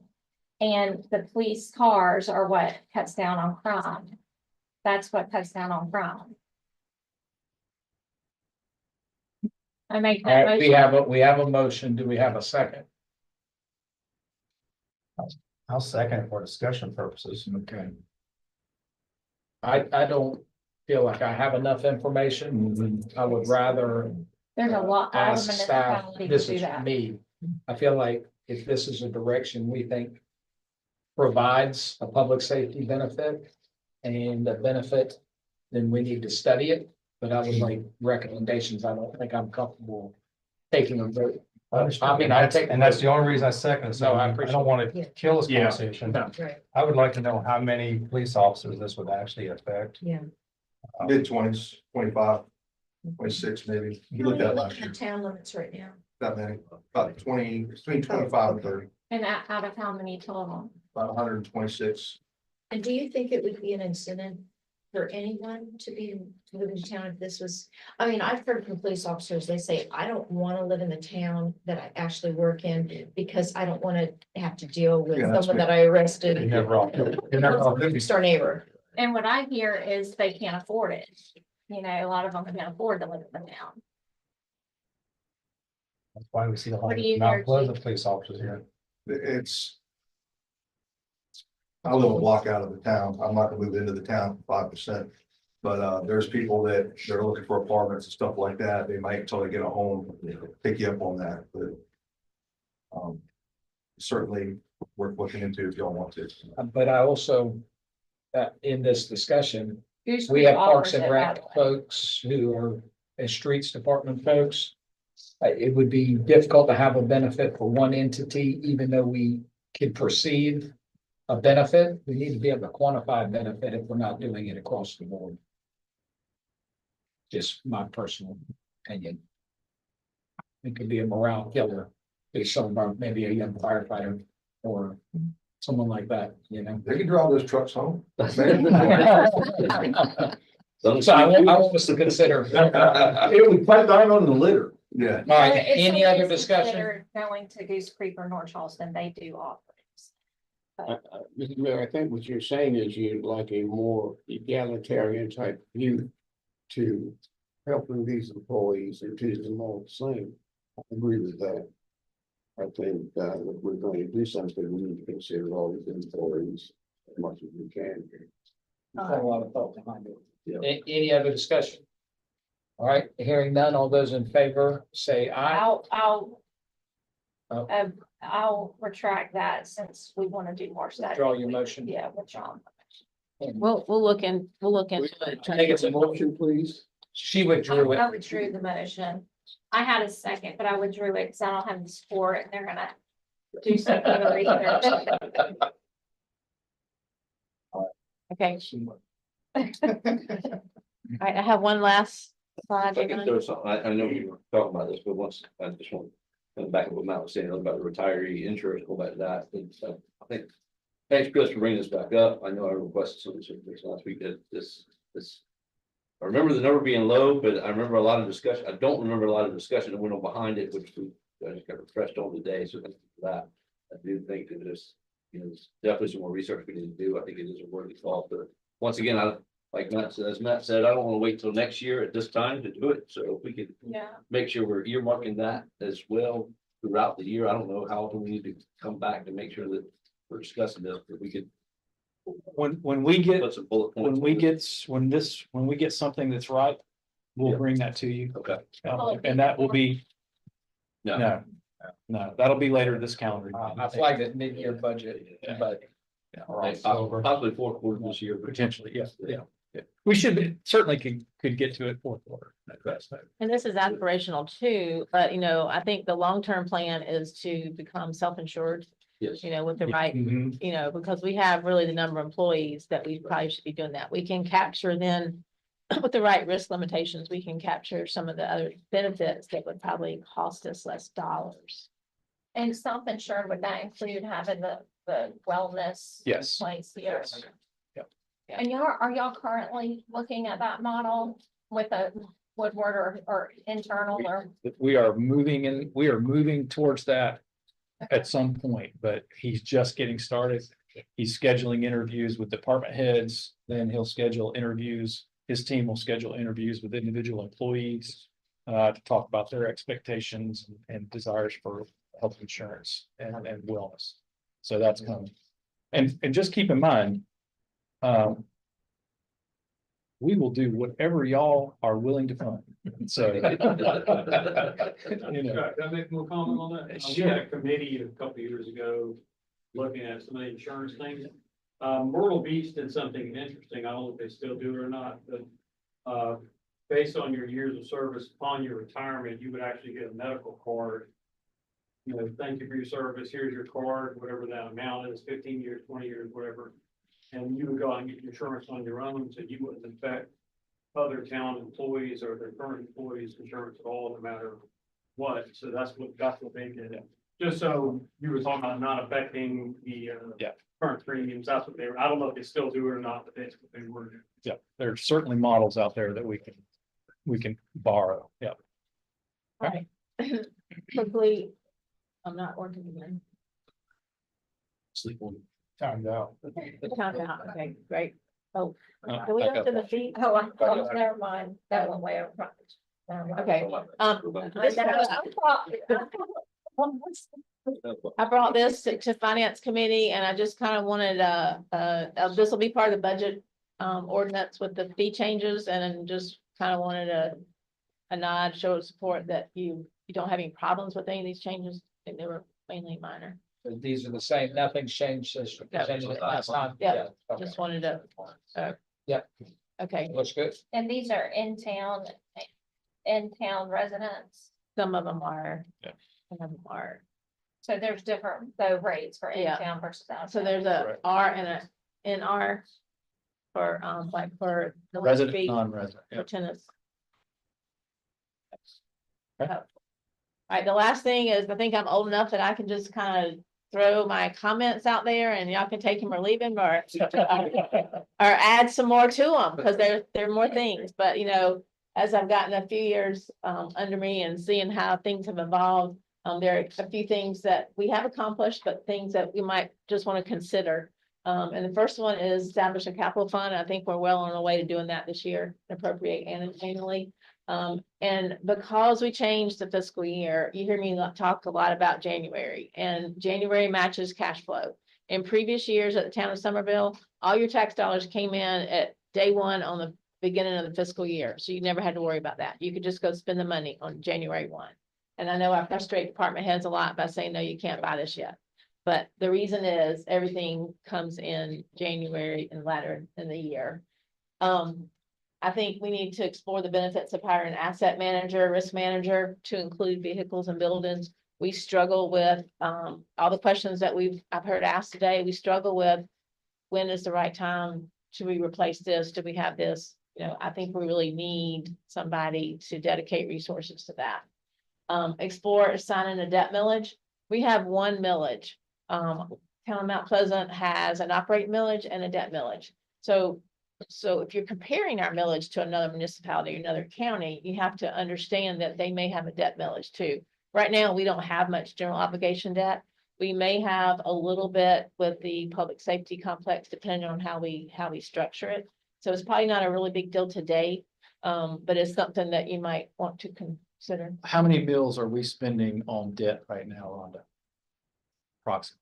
Ballpark. Maybe like two. 2 of our 66 mills is going to pay debt. So our operating millage is really actually only 64 mills. And so if you compare our 66 mills to somebody else who has their debt and their operating segregated, then they're only going to show you that operating millage and compare it to your number, and your number is going to look better or worse depending on what the actual, so you're not comparing apples to apples in a lot of cases. So segregating it in that way would give you a more clear comparison. Like I say, we're not at a big number now, but it might be something. You're in the talking about future. adding 2 mills, you're talking about reducing it to 64 and adding 2 for debt. You Yeah. really wouldn't reduce it, you would just, Reclassify. you'd have 64 mills for operations and 2 mills We're not for, talking about tax. debt, No, correct? no, Not a I'm tax just increase. kind of recharacterizing how it's referred to. But keep in mind, I one think mill, that's worth exploring, especially as we move toward the public safety complex. one mill generates around $330,000. 1 mill. The next item, and I think we've all talked about, is looking at the benefits to our citizens of a local option sales tax in Dorchester County. It obviously would help us too, but if you look at those tax bills in Berkeley County, it is very much a benefit to those citizens.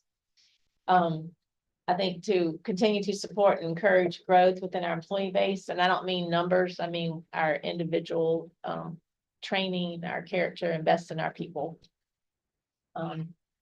Connect the long-term financial plan with the strategic plan and the vision plan. That is certainly a dream of mine. And the last thing, as I was going through this, is to evaluate the fee structure of sanitation and stormwater to make sure that we are capturing what we need. Certainly think making the adjustment to the CO and collecting that is certainly the first step in some of that, but things to look at. I know there are other positions that traffic engineer. I mean, there's other things that I've heard all of you speak of, and you know, kind of keeping all these in your, see what we can do. If we were doing something like traffic circles, who would we go to, the county or COGS, who would we want to pay for something like that? Yeah, that's not. All the above. Everybody. Yes. Everybody- CTC. Yeah, So right now, CTC, for example, they're widening Highway 17A, but not only widening up. I would like to ask them to push that and up to Google Drive. I do. We're talking about CTC. I mean, yes. Yes, also the chats. Oh, yes. So, yeah. Anybody who has money they're willing to throw in our direction, we are going to. And we would need it, clearly. And we need to establish kind of a prioritized list of these projects. Yeah. Run them through a filter of how they, especially with Berlin Myers and the other transportation sales tax program projects that are coming on, how they fit into that, complement each other, work cohesive. And Chats is doing some of that work. Yeah, Right. 'cause- and it's like all of us have our own contacts at Chats and COG and county, and it's like people that we work well with, and I don't want to go. I've noticed that's happened, you know, we're all kind of at different times talking to them about different projects, so maybe some of us coming together and say, what do we want to be the priorities? Because I think that's a great idea. I think we need to really actually schedule a time. Be it just a few people that sit down and discuss that, or all of us again. You know, that might only be like an hour meeting, get together and discuss that, prioritize it, and then we act upon who we need to think about. You tell us when you're ready to do that. Yeah. We'll put it on your calendar. As they say, it's good that everybody's from the same page. yeah, that's right. All right, Chief wants to make a comment? I Is that okay? just Mayor? want to, I think it's important that it's not on there, and wonderful job putting that together, but we have talked about this recruitment and retention committee for 2 years, and it's defunct. And I know Scott came in, he's got his feet underneath him. I think we need to reinstitute this at a town level. I have people who want to serve on this. There's ways that we can retain and recruit people without spending money. And it needs to be alive, and it needs to be kicking, and it needs to be moving now. And if you want me to head it, I will, but I'm just that passionate about, we gotta have it going. I think you just volunteer. Listen, everybody has ideas, but nobody has, ways to fix it. So if you need me to get involved, I'll do it. Where are we on that? I mean, so that group, you guys don't meet anymore? So they have not met in well over a year. Is that a town wide? I've never. They heard had of that. department heads We throughout the we- town. Yeah, we put it together, I guess, a few years 2 years ago, and Lisa came in. I don't think it met again. Yeah. I'm not so sure it should just be department heads, I think. No, it was people, I have You saw me aboard with these and I have somebody who was a Wall Street banker who wants to be involved to help people with their finances that are government Yeah. employees. Yeah. Those are good things you guys can do. I mean, Well, we're doing it. I just think we can help it townwide. no, yeah, that's what I mean. Yes, sir. Collectively, townwide. What do you need from us to statewide. make that happen? Well, I just said it. That's all. Go for it and do well. Go for it. I'll just put it on the radar. I just don't want to get missed. No, yeah, that happens a lot, Chief. Would you contact like the people that were originally involved? I don't know in who that was on it. first? Johnny O'Mara retired. Oh. Lisa retired. I know Chris was on it. I think Jesse was on it. I think there, I'll- yeah, that, So you'll get it, I'll revive. okay. All right. Lazarus, bring it back. You had something else? Yeah, just to sum up, thank you all very much for your attention and your questions. All very good information. Thank you for your votes and to give us clear guidance on how to proceed from here. It is my intention and the staff's intention to take what you've given us today and bring to you for first reading a budget ordinance at the council meeting on May the 8th, I believe, which is 2 weeks from Thursday. That'll serve as first reading. Then we'll have second reading at the June meeting and the public hearing. I would encourage all of you to gird yourselves for pushback for some of these decisions, because I'm sure you will get it. But again, this is your effort to address the priorities that you identified, and stuff costs money. So I wish you luck, and if there's anything that we can do as a staff to help you support your positions and explain to folks, we are happy and ready to do that for you. You and Rhonda have done it a long way. yes, This I will is the say. most deep, organized. organized, concise budget I have seen ever by leaps and bounds. So thank y'all. I just think y'all have done a phenomenal job. I appreciate that. Your finance director is the one who worked all the magic, so. No, all these people, these three. So, Thank You have y'all an for incredible bearing team up and with down the all line. my questions all the time. Thank you so much. And I'm available if you have any questions or you find other errors that I made, please let me know. I did forget to ask one thing that I want to ask. Did we allocate any of the franchise fee income to any underground utilities? no, but what I'll say is any franchise fee that we would allocate is gonna have to go to the Main Street Resilience Project Oh, as a part of our contribution to those expenses. Because that is the largest, that is the largest expense on that project, is gonna be undergrounding the utilities between 500 North Main and railroad track. So so. just keep that in mind. That's something to talk about. That's something to talk about going forward, yeah. And we will end up allocating some of that money to Main Street Resiliency for underground utilities, I'm sure. That's gonna be up to y'all. When and if we get to that point. Excellent job, to all the department heads. Thank you very much. Scott, Rhonda, excellent job. One motion left. I make a motion to adjourn. Motion and second.